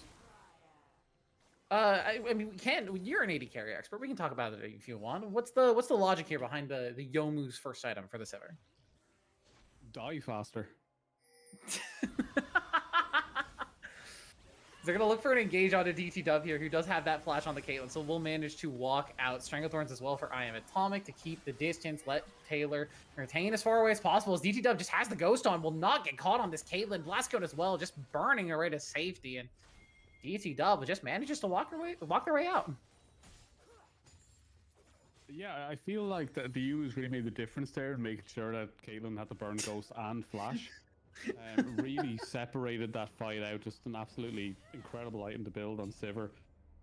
A champion that's designed to kind of, you know, auto attack and not keep running forward because you get bonus movement speed by hitting things and your ult is speed. But regardless, really, really good item choice there. As it doesn't even have crit attached. Like, it does not have crit attached. You're absolutely right. As it is going to be Atomic caught out here in the top side river, as Taylor will find that kill. DT Dub still forced away, as Lily's going to pick up Toxin as well. plenty of damage coming through, and that CT dub's gone as well. It seems like FBI have found their footing and are going to look to pick up that third objective and get themselves the feats. I'm still stuck on this Yumu. I'm sorry, Birdie, but it's eating me. It's eating me alive. I get it. I understand. It's just not it. Like, Quartz, please just DM me after this. I'll send you bills. Complex is going to pull Taylor into the death realm here, trying to delay this take as long as possible. Flashes in, manages to find the kill. The Returl's up for grabs, and it is going to be Quartz Hill picking it up. The lethality on that Yobu's coming in clutch to get the last hit, and will manage to survive, and even goes over the wall to pick up the eye again. MVP performance here from Quartz Hill. Now, can you manage to escape versus Complex? Yes, you can. Lily's going to rotate in with Mimi to try and pick up the kill in Complex, but this Mordekaiser is very strong. The Obliterate comes through, and that mace to the face is going to do plenty of damage. Complex now on a rampage, and Mimi on the run. Should be able to make it out, but Toxin has the leap in, flash away from Melio, but you can't flash away from Jax. His little grabby hands will get you in time, and lock that one up for Mordekaiser. A double kill to Complex. Yeah, you can't flash away from a Jax when you're under the age of 18. He will catch you. Oh my god, I was trying to not say it. Come on. Said it with chest. Do not care. Anyway, as they do now start to move around the map, and this is something that we talk about a lot in Vanquisher, and it's something that a lot of these teams do understand, is that you don't fight unless there's something to take alongside it. So they managed to pick up a couple of kills there, and they immediately moved towards the Drake. Now, the timing is a little bit off on this one. I think they should have moved the Caitlyn and the Zyra down just a little bit faster, but they still should be able to pick up this Drake for free. We do see that Effervescence is in the area, but it's choosing to step away. But that's why you fight. You fight to get something on the map. You don't fight needlessly and senselessly. There always has to be a reason behind it. So that is a good play coming in for DDH. Toxin now wrapping around, looking for Quartz Hill. Use that U-moves. Run. Go. Has to try and escape. Mimi is the one getting targeted. Toxin just really playing into those stereotypes. Mimi will burn everything they can to stay safe. Quartz will forced to lose that flash versus those grabby little plants. As Taylor now on the flank. DT Dub potentially the one in trouble. No summoners available for the Caitlyn. The Zyra will try to defend, but just doesn't have enough in time. Taylor will find that kill. Ulti goes through as Taylor's going to try and pick up Toxin, but Complex immediately pulls her into the death realm. Flashes away from the Obliterate. Will manage to stay alive for so dang long. Dies, but outside the death realm, so no extra stats or complexity. Atomic also is going to survive for an extra bit of time, but the burn from Lily will pick that one up. Quartz Hill now just has to try and DPS down this Mordekaiser in the 1v3. Effervescence should be able to lock this one up and will pick up the shutdown gold. FBI managing to stay on their feet. Yeah, they managed to knock on the door and find everything that they needed in that fight. Great work coming from them. There's Frost now will find the Shen, get a couple of stacks off of that, but will step away. It is this Smolder still just waiting to play that stacking game, waiting to scale 197 now on those stacks. So looking very Chovy-ish in that mid lane as they are prepping themselves for what will be an exciting late game.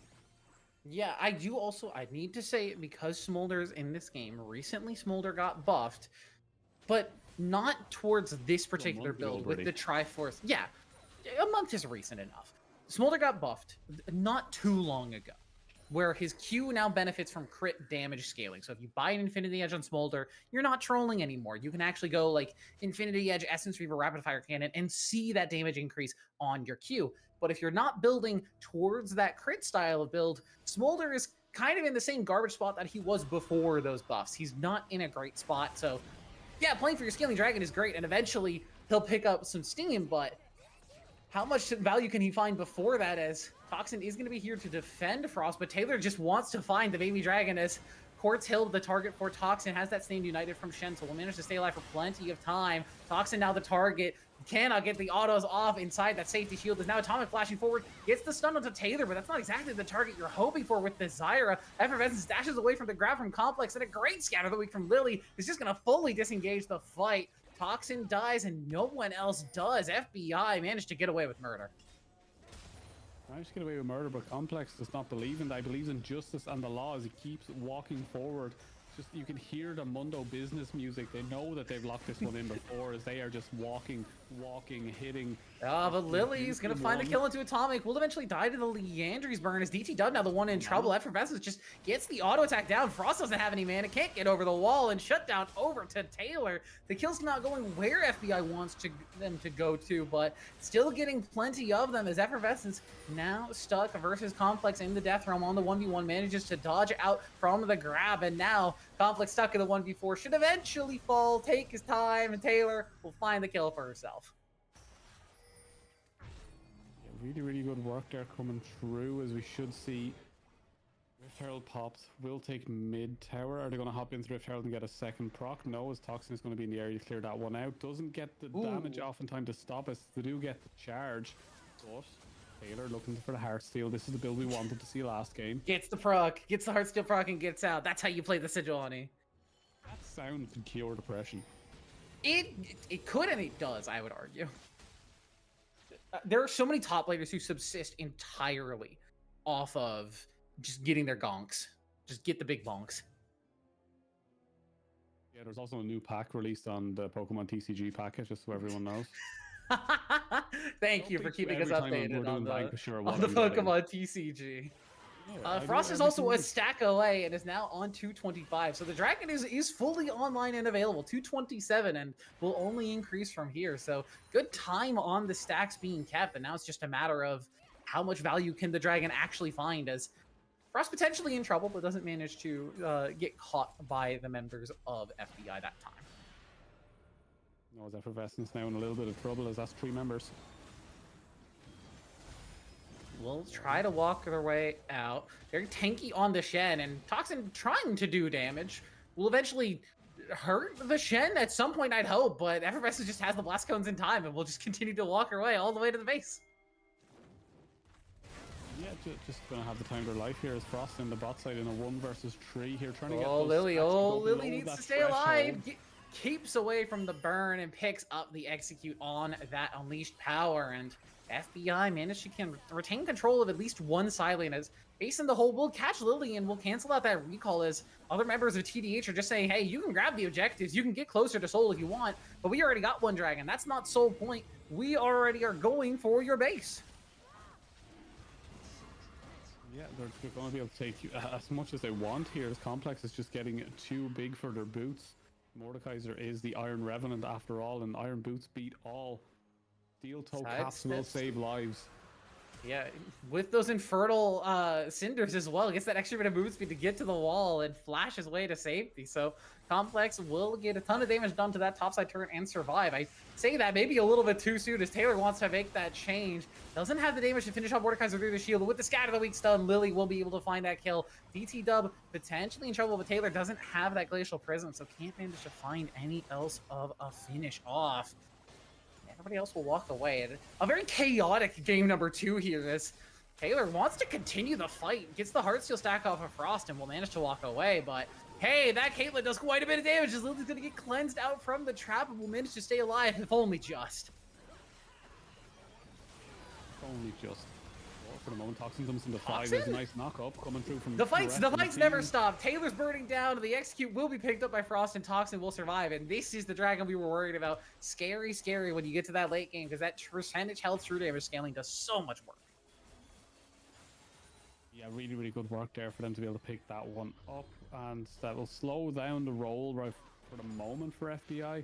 Also, the goal lead's still heavily in favor of TDH, as they're still looking comfortable regardless of the fact that so many more kills are in favor of FBI. They've been playing the game better, and that can be a real worry now coming up to the likes of Atakan and of this Baron. Yeah, the side laning I think as well a really big deal. You can see it in the turrets, 5-1 in favor of TDH. They've just managed to retain control of side lanes throughout this entire game. Yeah, as Complex has been an absolute menace both games here on the sides, as right now Lily doing their very best in this bot side. Frost slowly going down to contest. Vision is being contested. There is so much vision in the top side of the Rift right now from both sides, and you know that something is going to burst forth soon enough, as Complex is stealing jungle camps in the meantime.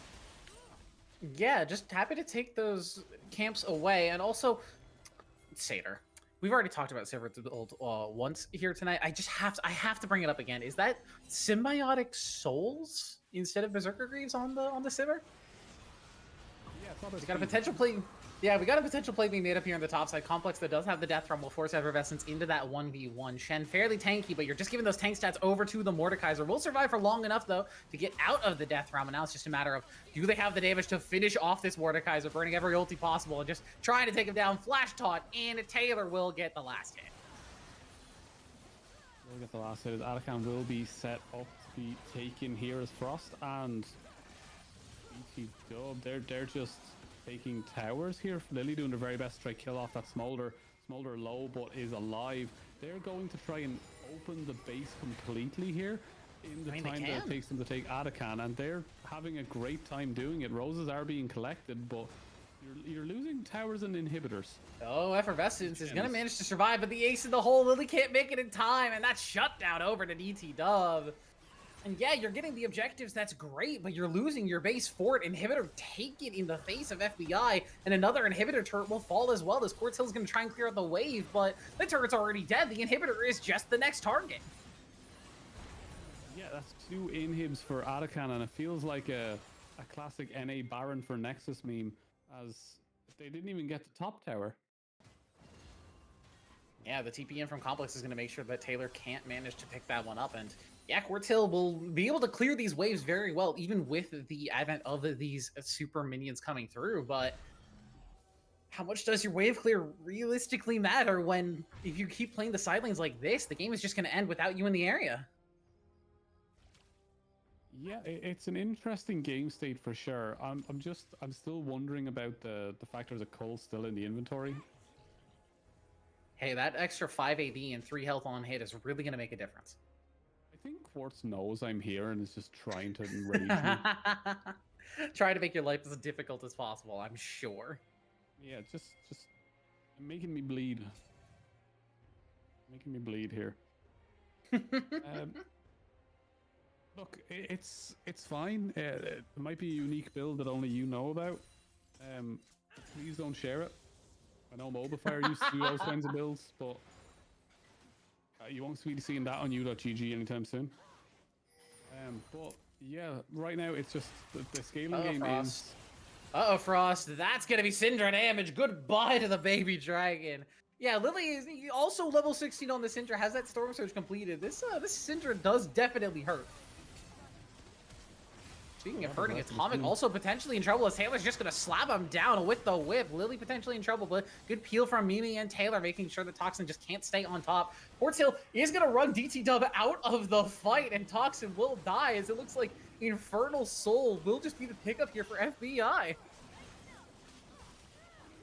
Yeah, that's going to definitely change how that one's going to work, because they will be picking up the Infernal Soul. The objective's now in their favor, also with that Voracious Atakan, I believe, as well. They're going to get that extra 25%, which means they're going to be more than capable of ripping through them. So, yeah, it's going to be a don't get caught and sneak into the base kind of style, maybe. Yeah, TDH now have to kind of adjust their battle plan because they can't just win 1v1s, 2v1s in the side lane anymore. With that Infernal Soul picked up, suddenly even Effervescence has a bit of damage threat on them. You have to respect the fact that Shen can kind of hurt your squishies and can make your life fairly difficult. I mean, truly only Zyra and the Mordekaiser, I think, are equipped to really deal with these tanks because, yeah, DT Dub has that Lord Doms in their inventory, but the extra armor pen doesn't matter with all the HP that's being built. Yeah, it's going to be, from this point on, a case of, like, how do you want to play this from the side of TDH? Like, do you want to attempt to fight into a team that wants to fight you? Or do you want to somehow start a Baron and hope that they don't get to it? Yeah, and it looks like they're thinking about the Baron at the very least as Complex. He's going to be flanking a little bit here, but he's going to eat a lot of damage before they can pull Taylor into the Death Realm. Will manage to keep this 1v1 up, but Taylor not losing a ton of HP here. Will eventually get pulled out, and then the burst comes through. Now with their jungler dead, can FBI manage to skirt their way through this fight? It doesn't look like they can. They're just going to disengage from it. And yeah, you lost one, but you're still 5v4 with Infernal Soul. But in front of this Baron, it starts to get a little bit scary. Yeah, a little bit scary as they're trying to find something here. As Complex flashes forward, misses it Flashes forward, doesn't completely. manage to find anything. Effervescence has to dash over the wall to get away from that very scary dragon, as Frost maybe has found Mimi here, but with that Mega Fire Kick, we'll just launch Frost backwards, and life is just difficult for the members of FBI because you have the Infernal Soul, you want to fight, you want to force the issue, but doing it 4v5 is just so difficult, but GDH, your health bars are a little low, I feel, to be starting up this Baron at this point. Yeah, Mordekaiser does not care. Mordekaiser will press W, Mordekaiser survives. Does he? I'm not so sure he does. It is going to be the Baron taken and a kill given over. Very, very close. So yes, the Mordekaiser will end up surviving at the end of the day, and that's 5 Baron buffs over to TDH. Yeah, and now they just need to walk it out. Just go to top side, take that last outer tower. Well, the last inhib tower. Walking towards the Nexus. That's all you gotta do. Doing it in the face of the Baron buff is very scary, and Sivir, despite the Youmuu's start, is starting to get fairly scary on this build. 2 crit items now completed, so with that Infinity Edge, those ricocheted blades will do, a decent bit of work. Yeah, they should do. Right now it is going to be a war of attrition as who can push faster, Baron or Syndra. Yeah, as Toxin is going to be eating the wrath of Syndra, as Lily's not going to go unstoppable, but the rest of the members of TDH say, yeah, you're in mid lane, but we don't care. We're going to outpush you with our Baron buff and start knocking down that last turret in your base. They've got 2 members left to defend. With Quartz Hill there for wave clear, maybe they can make it in time, but I don't know, the pushing power of TDH is pretty dang strong. He was going to be forced to recall, and there goes Quartz Hill. There goes the wave clear. Effervescence stuck in the death row with Complex. Just does not have the ability to deal with any of this wave. Lily's going to be forced to use that teleport to get back to the base, but can you defend it in time? DT Dub will take a lot of damage from that shot and will execute the baby dragon. Lily's got stacks of her own, and she's feeling fierce. Complex will tank that stun, and a double kill over to Lily means they'll defend their base, but it's 3 naked inhibitors, one of them dead, as Atomic might end up dying here with that smite coming through. Heartsteel proc waiting as Taylor through the Rhyolize just can't manage to get there in time. In range for the stun, just needs one more auto. Taylor can find it, gets the headbutt in, knocks down the Zyra. Yeah, it does finally manage to get it, but look, that was kind of messy, I think, from both sides, as both decisions were kind of made in like haste of each other, and it was just messy. It was just, you could have just taken that inhib and immediately walked to the other inhib, and instead they were like half going towards the Nexus and half walking to an inhib, and too many low health bars, and everything was just messy. But yeah, like there's nothing up for another minute and a half, which will be the Elder, and TDH, judging by the score, has been not the greatest at taking Drakes this game, so maybe just relax for a couple of seconds, wait for them to position themselves on the map, and then move.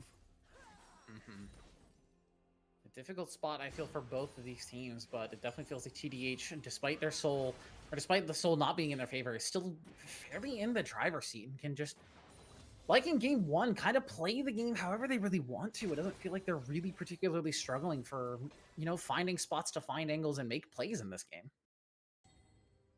No, there's no reason for them to really worry, I don't think, about how this game is going, because they have Frost. Playing for the aggressive dive, but Quartz Hill in a lot of trouble, burning down, taking away with the Leanders and the Ignite, will manage to survive that last tick and walk away from the scuffle barely alive.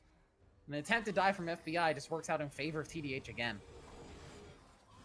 Yeah, and they do manage to get Quartz Hill out. Those symbiotic boots really helping out there in that one key scenario to make sure they got back to base in time. But it's that 4-second recall instead of 8. Huge. Yeah, it changes everything here, as it is still just calm, as Lily is dead, and that should be it.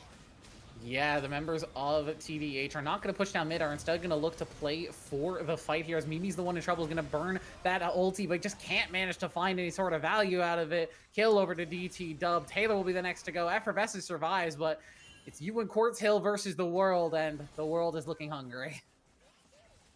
Yeah, the world will chew you up and spit you out, as Quartz Hill is alive. Mop comes through, manages to survive. DT Dub can't finish off those last little hits, even with the red buff, thanks to that Otacon empowered Ocean Dragon getting that little tick of a heal. But yeah, Otacon is great. Yeah, Elder, yeah, the soul is great, but If you can't manage to keep your base alive, it doesn't particularly matter. Court's still trying to get any sort of damage done here, but the Nexus is open. Toxin will not die to Effervescence for quite some time. Will eventually fall, but with the Nexus open, it's going to be TDH taking a 2-0 lead here and setting themselves to match point. Yeah, there's something about that top side and Complex with anything AP based that just screams, you've lost this. First on the Gwen, now on the genuinely crazy. Mordekaiser. Feeling like a very strong carry. Straight death. No, it is just straight death, and I think both times Complex has been absolutely insane in those scenarios. For all the scaling they did, it didn't even matter too much. They could have played anything in that mid lane, and Complex still would have got that last kill onto the Syndra and changed the entire face of that game. Dub, for all the advantages they got in bot lane, they didn't really push the envelope too much with that Caitlyn with all the advantages. They played a good early game and didn't get pressured. Yeah, the Unis made the Sivir too fast. Sonicking around the map. So yeah, there's a lot still to be done for TD Harmony, but they've come back from a deficit there to take that win. After game 1 stomp, they're firmly in the driver's seat. Yeah, and with potentially 1 game left to go, we're going to see if TD Harmony will end up picking a 3-0 sweep here, or if FBI are going to find their way to fight back. We will see you when we get to the other side of the break, when we look at that all-important match number 3. See you then.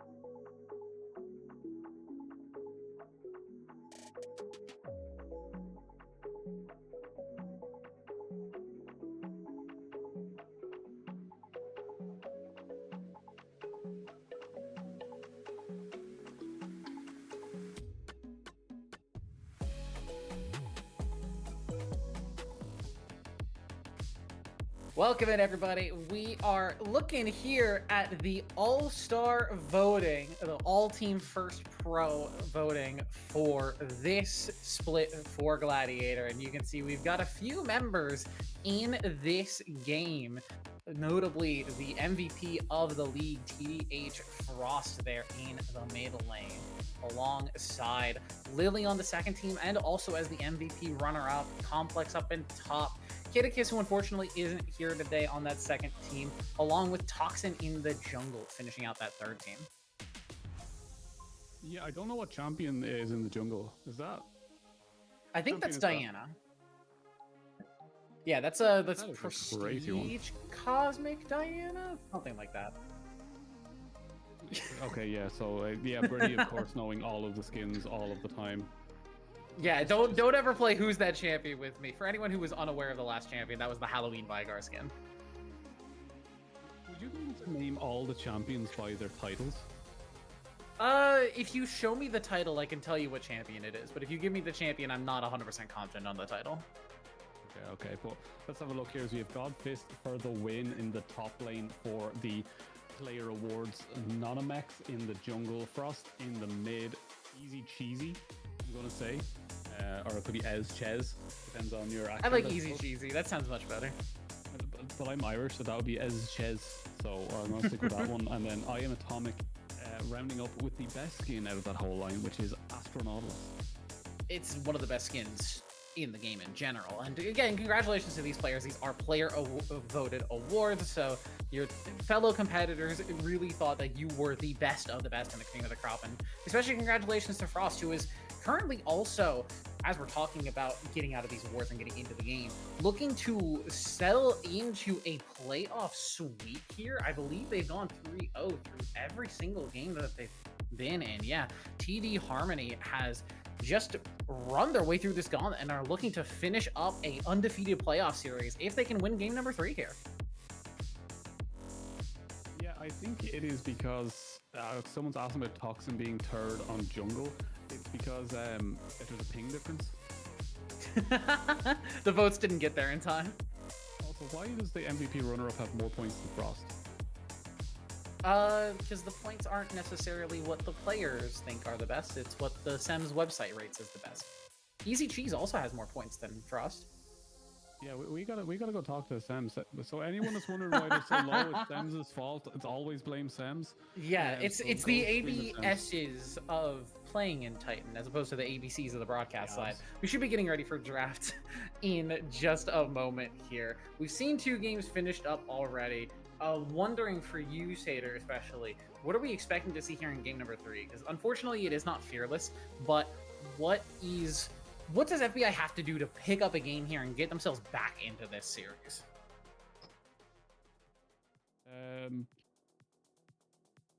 Let's see. What would I do? Pick Graves. I don't think I've seen Graves picked in quite some time. It's a little surprising to hear you say that you grabbed Graves that here. we're in, right?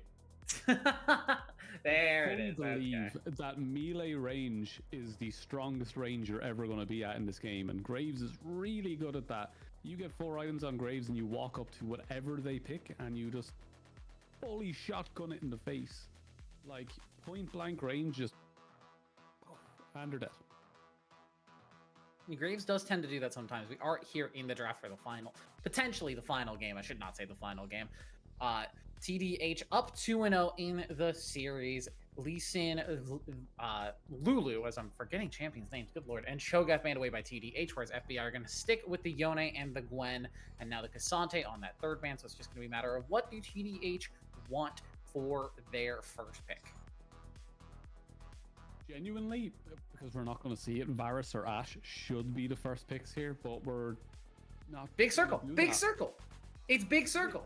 It is big circle, and I do like circles, but you need a carry with the circles. You need something that is go forward and fast, which Misfortune. Anyone knows she goes what forward I like very to play. fast. Jinx a Mumu, and then just stick Syndra in the mid lane, and just that'll do. But please please be hyper carry. Please do not do something silly here. Jinx, Kog'Maw would also be very good. It's going to be the Volibear instead, so getting that jungle counter pick in before it starts to get banned away in the second phase. TDH have their pick of the litter pretty much of 80 carries. I still wouldn't hate seeing Misfortune here, but they're going to stick with Caitlyn as from game number 2. Yeah, it's going to be another one of those lanes. It's going to be another one of those lanes. Look, if they've left it open, they can go just run it straight back with the Zyra, but no, they're going to go for the Nautilus, which we did see on the graphic before as Atomic's maybe their favorite pick. It did show up as the Astronautilus as I Am Atomic was on the All-Pro team, so looking forward to seeing if they will go for that one. Yone being permabanned away from Frost as well, which was their graphic picture. But Tristana into the Caitlyn, not good. Not a pick that you really want to go for, because Caitlyn just is better until like 15-16 when Tristana finally has the range. And by that stage, Caitlyn should have put you in the floor. But we are still going to see a lot of bans head towards that mid lane as they get rid of a circle, they get rid of an assassin, they might get rid of another circle assassin as with Aurora circles is available. But no, it's a Silas, which I just don't think has that much He's value got circles.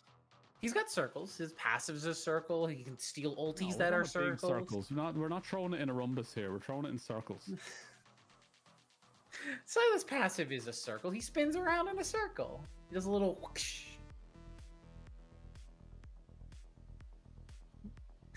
I've been asked to throw in a rhombus by our production, and I do not do that for free. That is a paid service. She did say that she would pay money for it.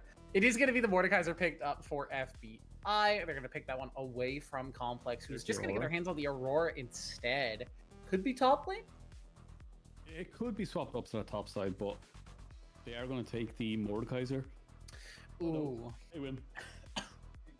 More AP for Complex. And so far, Complex is lossless in this grand finals on AP carries in that top side.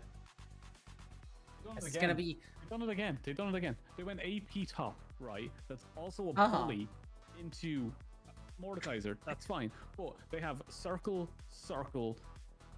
line, red carpet, straight trio. They have a red carpet for the trio and a Lux. Lily, I'm watching everything you do right now. Everything you do.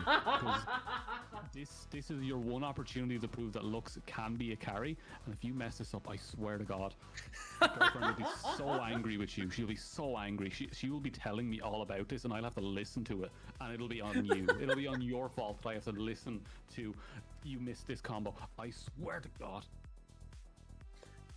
Yeah, I think it's going to be a hard game for FBI again.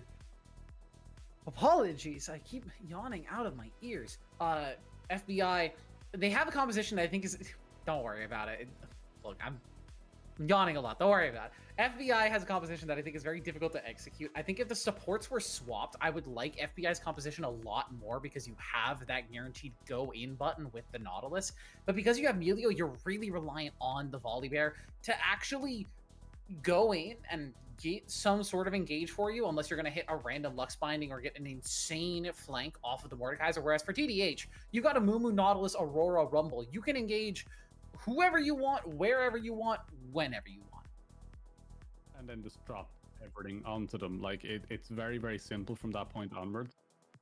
To Mumu and Rumble to drop everything onto the target they want to hit. So, like, it's just going to be very easy for Atomic to go point, click, dredge line. And then Amumu is going to follow up. Toxin's going to go, oh, cool, 200 ping bandage toss. Oh, I missed. Flash forward. Lands it anyway. Then Atomic's going to go, oh, I'm in the area. I'm just going to drop artillery red carpet on it. And if it's Mimi, Lily, or Taylor, or sorry, if it's Lily, Taylor, or Fort Hill. Sorry, this graphic has not changed yet. It's confusing me. Yeah, we haven't gone to the... Any of the squishies, they're dead. They're dead as hell. Yeah, I think, again, it's going to be a difficult game for FBI. Not impossible for them to win, but certainly not an easy one. As we're going to get onto the Rift here for what could potentially be our final game of the night here for Gladiator, as Effervescence is just going to put on a little bit of a dance here. Yeah.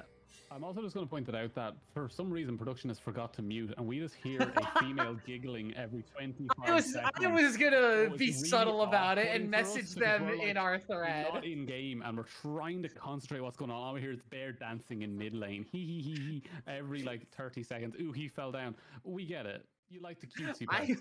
I was gonna be subtle about it and leave them a shut message up. in our Discord, but I guess if we want to just call them out on broadcast.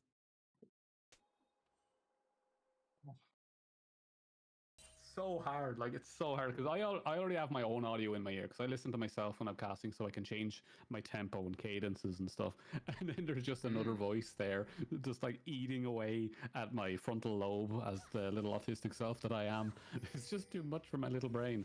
But we'll break back into this one really quickly and go over the lanes, as Taylor and Complex probably have the most interesting lane of this, as they are both just wanting to slowly dots you down. While in the mid lane, it's going to be Light versus a Fox. And I'm not sure about you, but I drive a car and Foxes do not survive against my headlights.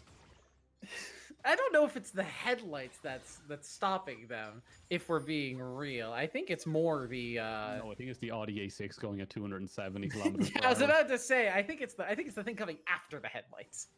I also genuinely think that there is a Fox still flying in orbit.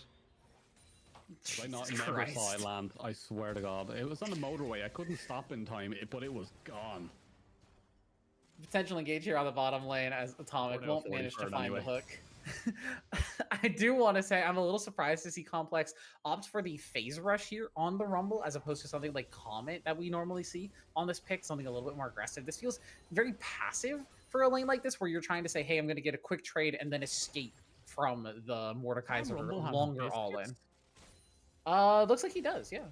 I mean, they don't give mana anymore, so I guess it's fine as Quartz Hill is going to eat a headshot off of that. Yeah, I already mentioned the phase rush. I've been talking about that. I don't listen to you too much, to be honest, Birdie. Yeah, don't worry, I could tell. As FBI is going to be ahead of the pro comp score again, but last game it didn't end up working out for them. So with a bigger lead, maybe it will be more in their favor, and maybe they can manage to pull this game ahead. But with the way TDH has been playing, it's so hard to give TDH anything but the benefit of the doubt of like, yeah, they'll probably pull it out. Yeah, I think ever since you said Bork Ezreal, just your opinion is gone. Also, the fact you don't like Alexander films, both of those things combined have just ruined all. Okay.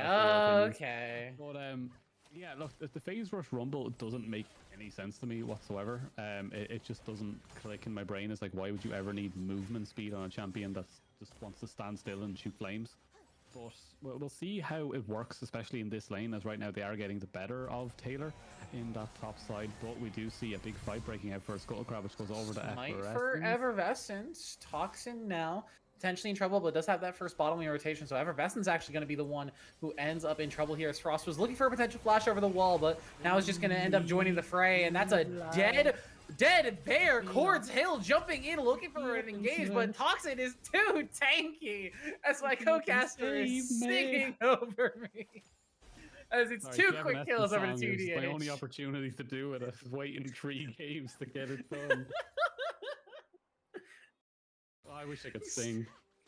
Are you singing Bring Me to Life? Yeah, we have an essence. Come on, it's Effervescence. Like, it's right there. Have you heard the new Evanescence song that came out? The one that's going to be the opening for the. No one cares about them. No one cares. No, because it's the new opening for the Devil May Cry show, and it's a very good song. No one cares about Devil May Cry. Like, I disagree with that strongly. Devil May Cry 4 was the best game they made, and then they absolutely ruined it. Devil May Cry 5 was fantastic. What do you mean? Nah, it just fell off. It just didn't click. DMC was a little out there. Mana. Does end up eating a chunk of damage there from Frost. I feel like this has turned less into a professional cast and more into just a co-stream with you here. I am professional at all times. Bop. Lily looking for a root under turn, as that's just going to be Atomic picking up the kill. That's not first blood, that's the feeds going over. If you didn't walk up with no mana and didn't take the full burst of an Aurora, you would have lived through that. That's very true. That is correct. I'm just like, you know what? It's 20 past 3 in the morning. I think I'm allowed. Sems, if you're watching this, I love you, but You bamboozled me. You rug pulled me, and fully deserved this.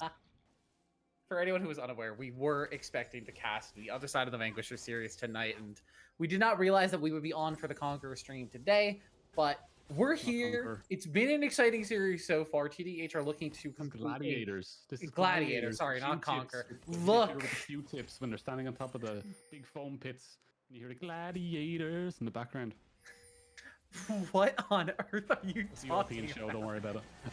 Because we great could work potentially coming gauge through. here onto the Grubs Effervescence. Looking to just turn it back onto Atomic, though, but the bear is very squishy, and Frost has the level 6. Atomic flashes away. The Grubs will not finish off the Nautilus. Effervescence survives, and Toxin is the one to go down, giving those stats over to Taylor in the Death Realm, but now stuck in the 2v1. Can't manage to find much else as Effervescence forced away by the red carpet. Frost flashing forward, looking for just one more auto, but just manages to cancel it. Effervescence will manage to walk away. Lily now in trouble. The overheated Rumble despite a bit of damage in the root. Caught by the minions. Lily can't finish off the burst onto Frost. Everyone manages to walk out of that situation somehow alive. Yeah, very low health bars all across the board, but it will be run now into the Grubs again. TDH looking like they're going to set themselves up really, really well here. And yeah, it's a good look for them already, straight out the gate, 4-1, and it's kind of expected at this stage. I know that's a mean thing to say, but they just seem like a wave above right now.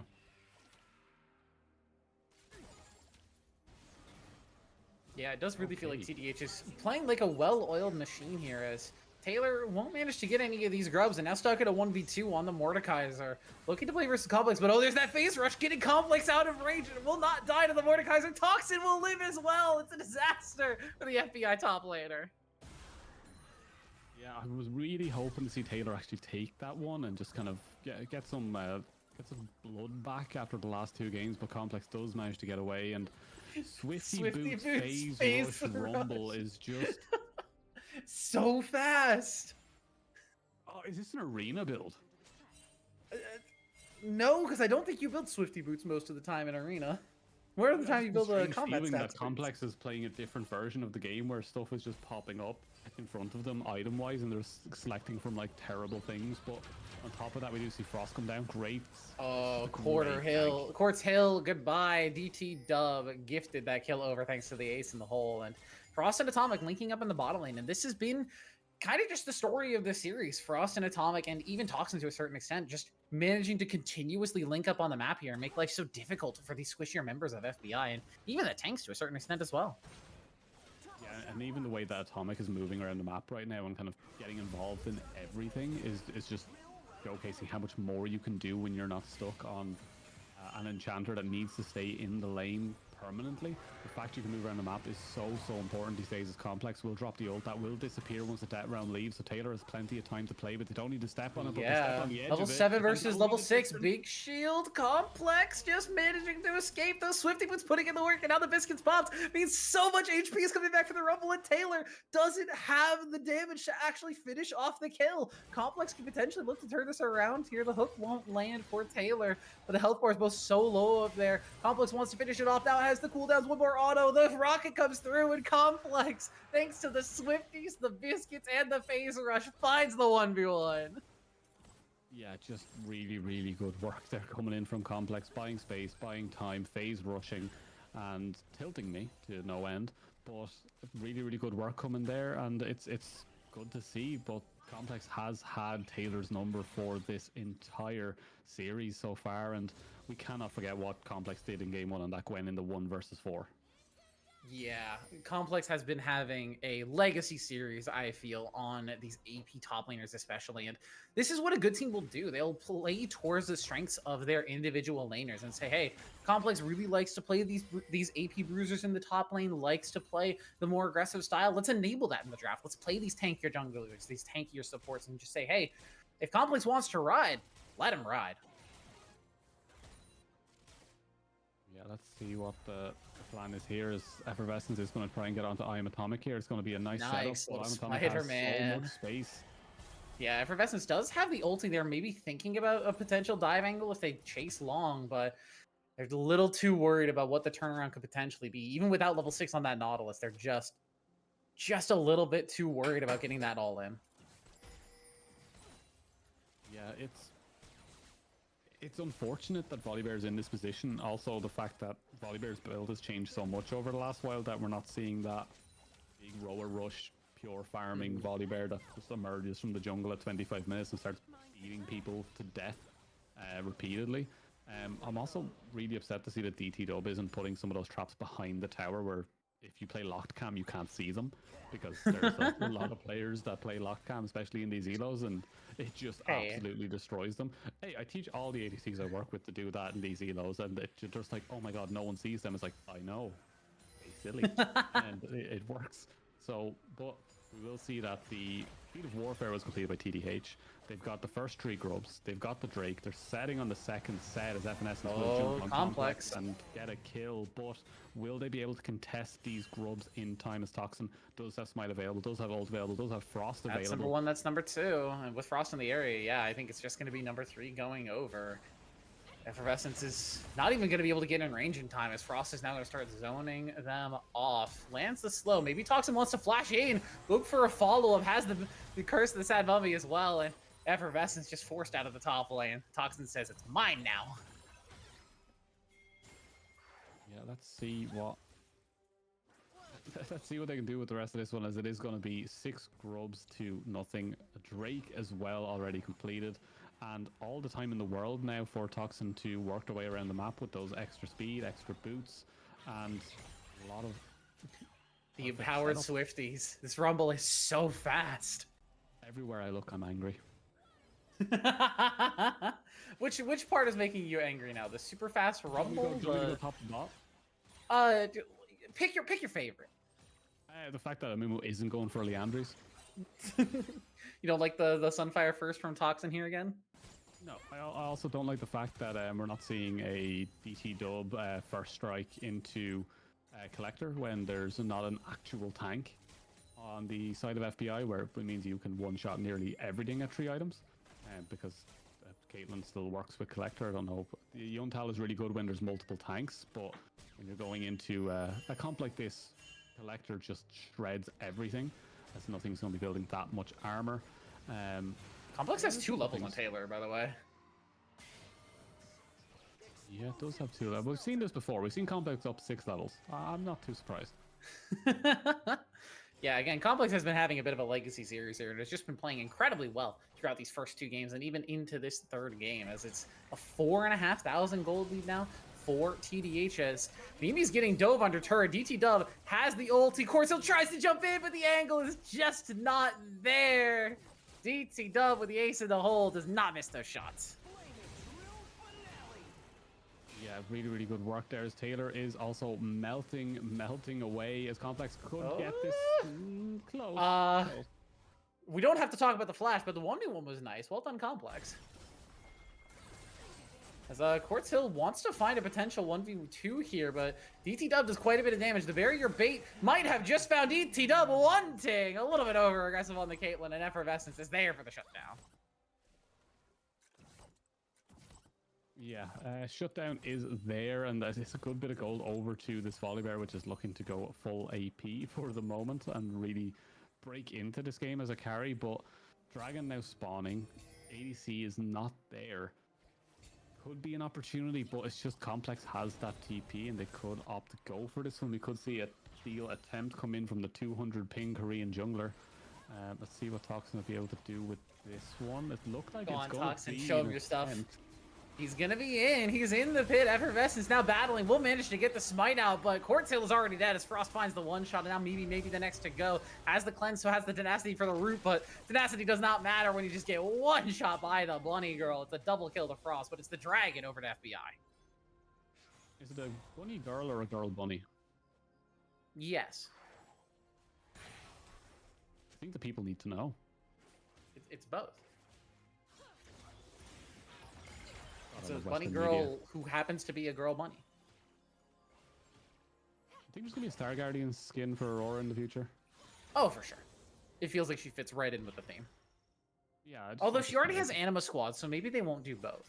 But they did do both for people like Xayah, so... Both. Jinx has both, Xayah has both. Who knows? He's also started the Odyssey.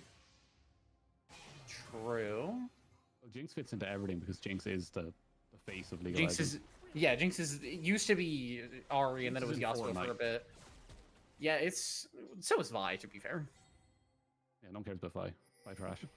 So next. Damn. Go on, This the Jinx complex is gonna OTP. get caught up there in the top side. Well, if you were a real Jinx OTP, you'd love Vi. No. They have a complicated relationship.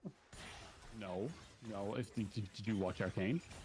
Yeah, they have a complicated relationship. Yeah, at the end of it, if Jinx didn't try to save Vi, Jinx would be happy.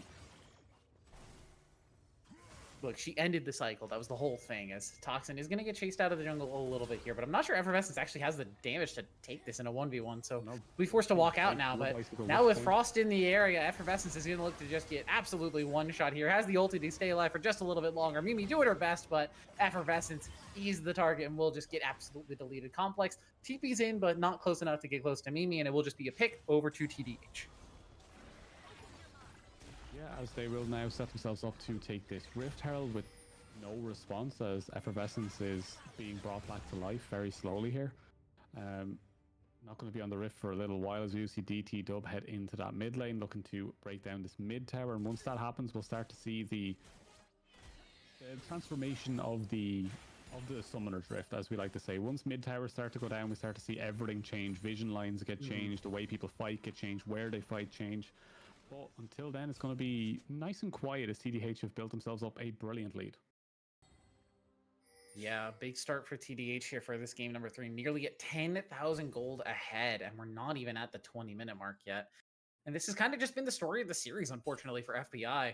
They battled their way here, had a couple of close series to make it to finals, but it seems like they've stumbled at the last hurdle, whereas TDH are continuing to just roll through full steam ahead. As potential fight down here on the bottom side, as Toxin is going to get kicked back by Mimi. Taylor really wants to continue this fight, but it's getting so low, and it's just going to get bursted down. Atomic will find the last hit, and now Effervescence potentially in a bit of trouble. Toxin just waiting on that bandage toss, as the Volibear truly has nowhere to go, but is gonna make it a ride of a lifetime here. Pops the lightning down and eventually will die. I think even with Lily in the area, I don't think there's a one-shot opportunity or anything like that. But Effervescence will manage to make it out with a snazzy flash over the wall. Yeah, we do manage to get away from that one for the moment anyway, but Taylor, for having fallen, should be able to set themselves back up on that 1-3-1 or 2. I don't know what's going on. No one's in the right places, but regardless, they have plenty of time to work with now. But we do see Quartz Hill getting a lot of free time in that top side. Complex will have to go and answer that one, as Frost is just hard pushing on that bot side.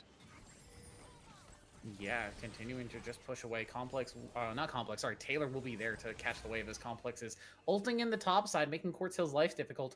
And now with the phase rush, with the Nimbus cloak, with the flash as well, everything burned, and you just can't keep enough distance from this guy. The Rumble's too quick.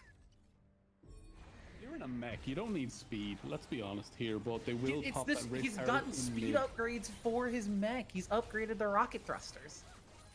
with boots. Yes. He put shoes on his rockets. Yes. All Full on the rocket boots. I'm gonna put some J's on the next one. It doesn't look like he's going to be building much more movement speed. Looking for potentially the Zhonya's second item. Maybe just sitting on that Seeker's Fort that active, but the Rumble's strong. The Aurora is strong. The Caitlyn is strong. Even the Amumu to a certain extent is just, he's not going to die very easily in these fights. And with the Abyssal Mask second, it's just going to make the Rumble and the Aurora even stronger. Even stronger right now, as Effervescence is going to get hit by Toxin.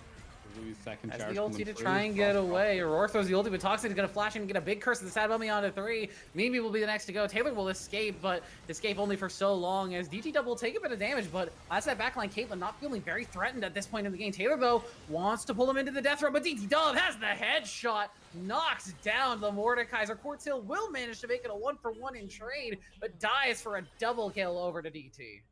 They managed to trade 1 back, but you lose 4 in that fight, and it set themselves up for that second Drake as well. They'll move down swiftly towards that, as Frost is going to just continue walking down this mid lane, as Lily does not have the wave clear. Ult is slowly coming back up, so they could look for something here, but I don't think they have the damage. I don't think they have enough juice to get through that one, as it's just TDH walking this one in.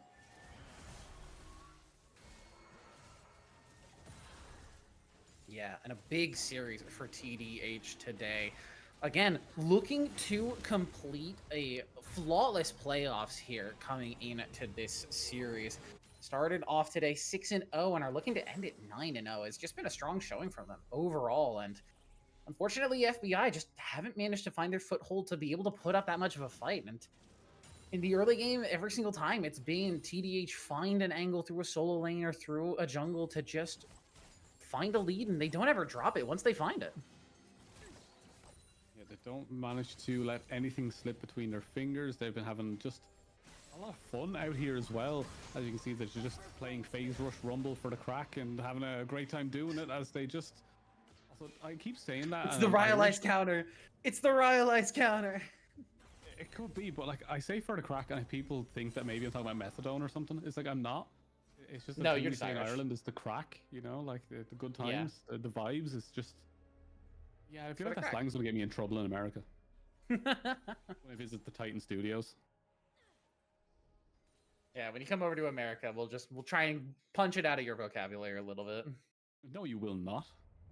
I will keep my culture to myself. Thank you very much. I don't want any of yours. Well, you're Irish, so a lot of your culture is, already taken from you. Also true. Also very true. You don't need to bring it up, though. I can get my shots in every now and then. We did miss it on the overhead, but that was a solo kill picked up by Taylor versus Complex in the 1v1 thanks to that ulti. So big win for FBI in the side lane. And now with the Tristana, you're going to get a decent bit of damage done to this turret, but Mimi taking up the turret will manage to survive as now Effervescence wants to get the dive in, deactivates that turret, DT double, manages to survive thanks to that fleet footwork, manages to get away, and now Effervescence and Quartz Hill stuck on the wrong side of the map, and Frost will take advantage of double kill over to the Aurora. And we're starting to see why the MVP is the MVP as Frost jumps in, takes two, walks out, all easy and done.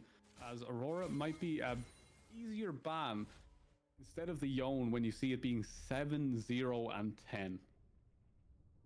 I mean, considering that they had Yone as their MVP picture, you have to wonder which one of these two is actually scarier. The one that's 7-0 and 10 and currently in the game, Brady. Okay, but we haven't seen Yone all series because it's been banned. Maybe the Yone would have gone 10-0 and... deadlier than the scene Aurora.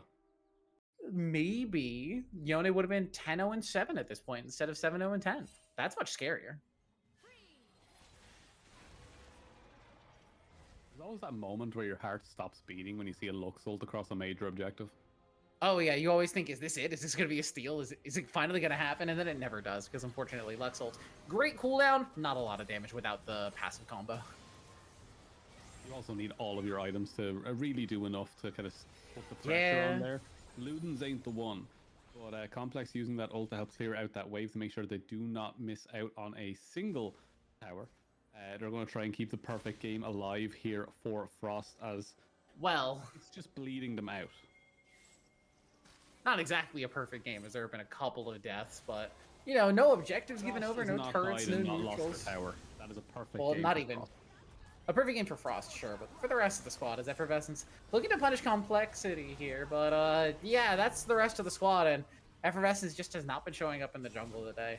An unfortunate spot to be in, put back into the jungle for game number 3 after playing 2 games of top lane versus Complex. It's been a rough spot for FBI. Yes, we're looking to finish this one off nice and quick, but we do see D-Tub will get fully jumped on here, but is surviving. D-Tub pops the ulti. Quartz Hill will take that kill, but Frost immediately slaps back, picking up the mid laner. Lily going down, and it's legendary for Frost. Taylor now stuck in the 1v4. Mimi gets the help out, but ends up getting burst for their troubles. Atomic wants to get the engage going, but maybe a little bit over aggressive as Taylor's going to use that little bit of tech to push the members of TDH back. Will manage to survive, has the plant as well, so has enough HP to potentially get back in the fight, but TDH with the 6 grubs, already 6 turrets taken, and are looking for more, as Effervescence is here off that respawn, but I don't think they want to be able to find much else, as 4 members strong for TDH are going to continue to push down the FBI bases. Quartz Hill is, he's just dead. Yeah, there is no surviving that, as they will continue on their rampage here through the base. 25 minutes, they've gotten their first inhibitor. They're going to move towards this mid They're gonna now, look but the at minions are two. not available. They're thinking about it, but yeah, you think a little bit more about that one. Is that's one you don't really need to do. Is Frost managing to get away from nearly everything? The hop comes through. They buy a little bit of space. Taylor wants to continue this fight, has the movement speed, trying to get close, but now with Complex dropping the red carpet, Taylor the one in trouble. Lily will manage to pick up Complex, but Taylor does not manage to die just yet. The ulti from Frost gets to the other side of the wall, looks to pick up one more kill, but jumps back over, so Mimi will survive, and FBI look to try and get something off the return, something off the back, but it ends up just being a one-for-one trade. Let's see what the next stage is going to be for this one, as I have a strange feeling it's going to be a Drake. It's going to be picked up here. Really? They have went Insane a little prediction. bit crazy. But yeah, Frost now 10-0-11. To put that into odds, that is the equivalent of trying to get to work on time. It's 5 minutes away, and you drive a Ferrari. So you're gonna make it there in time, as long as, you know, there isn't You're going traffic. through the building. Yeah, fair enough. If you drive that thing fast enough, it's going into the front office for sure. It's like you wake up in the morning and you realize you have to go to work, but you work as someone that sleeps in. So you get there on time, and your partner is they're just late. You've already worked 8 hours. You didn't even realize it. It's too far ahead. Like you have 3 completed items, 10 stacks on your Dark Seal. You're comfortably in the lead at this point. At a certain point, just finish up the veg eyes. Just grab it. Just get your book. Yeah, it's like there's a little bit of a CS difference there. As Lux has been ulting waves left, right, and center and picking up everything they can. But once this Baron is completed, you'll very easily be able to set yourself up with that either Mage Eyes or go towards the Rabadons, and you will just one-shot Quartz Hill. You might even one-shot the Volley Bear at this stage. Mm-hmm. The Volley Bear, not super tanky just yet, has opted for the jack-of-all-trades kind of build, in replacing the Roa with the Cosmic Drive, but it just means that you're so squishy on this particular pick, and those Caitlyn headshots will one-shot you. Frost's combo will take you down in one. Complex will eventually burn you down with that red carpet, and with the Baron buff, TDH are just going to continue to push forward. Lily potentially caught here. The ulti's burned from everybody just to knock down the poor Lux. No wave clear available for FBI now. How can you manage to keep your base alive? Or is it going to be the TDH clean sweep? They're going to look to pick up the 3rd inhibitor and knock down the last remnants of hope that FBI has here, as it's just been a clean series for TDH from minute 1. Yeah, game 2 looked a little bit messy from them, but TDH have walked into this game 3 vitalized, and that Aurora is just ripping through people. Sheesh, Taylor is going to end up getting popped. Pulls Complex into the death realm, but I don't think it's going to be much for this world. First Nexus turret down, second Nexus turret down. Ladies and gentlemen, everybody else between, TDH will be your undefeated Gladiator champions. Yeah, incredible work start to finish there, and we're starting to see why Frost was named the MVP. Yeah, I believe it was all 5 members of this TD Harmony squad in at least some part of the All-Pro squads, whether teams 1, 2, or 3. And we saw exactly why this team has been decisive throughout this series. And again, undefeated through the entirety of the postseason. It's just not something you get to say very often. It's an impressive showing for TD Harmony. Yeah, it is, and it's something that I'm sure that the rest of the Gladiator squads will be looking at, and even them moving up maybe in the next season or 2 up into those higher leagues, and people will be scouting these players out, as they did actually show a wide variety on some of their champions. Frost obviously getting banned out quite a lot, with the Silas being taken away, the Orianna, the Yone, Aurora twice, both times popping off, DT Dub being given over to Caitlyn, and other picks coming through. And Toxin been here for a while, veteran of the scene at this stage in the Gladiator, and still on 200 pig winning tournaments. Can't really complain.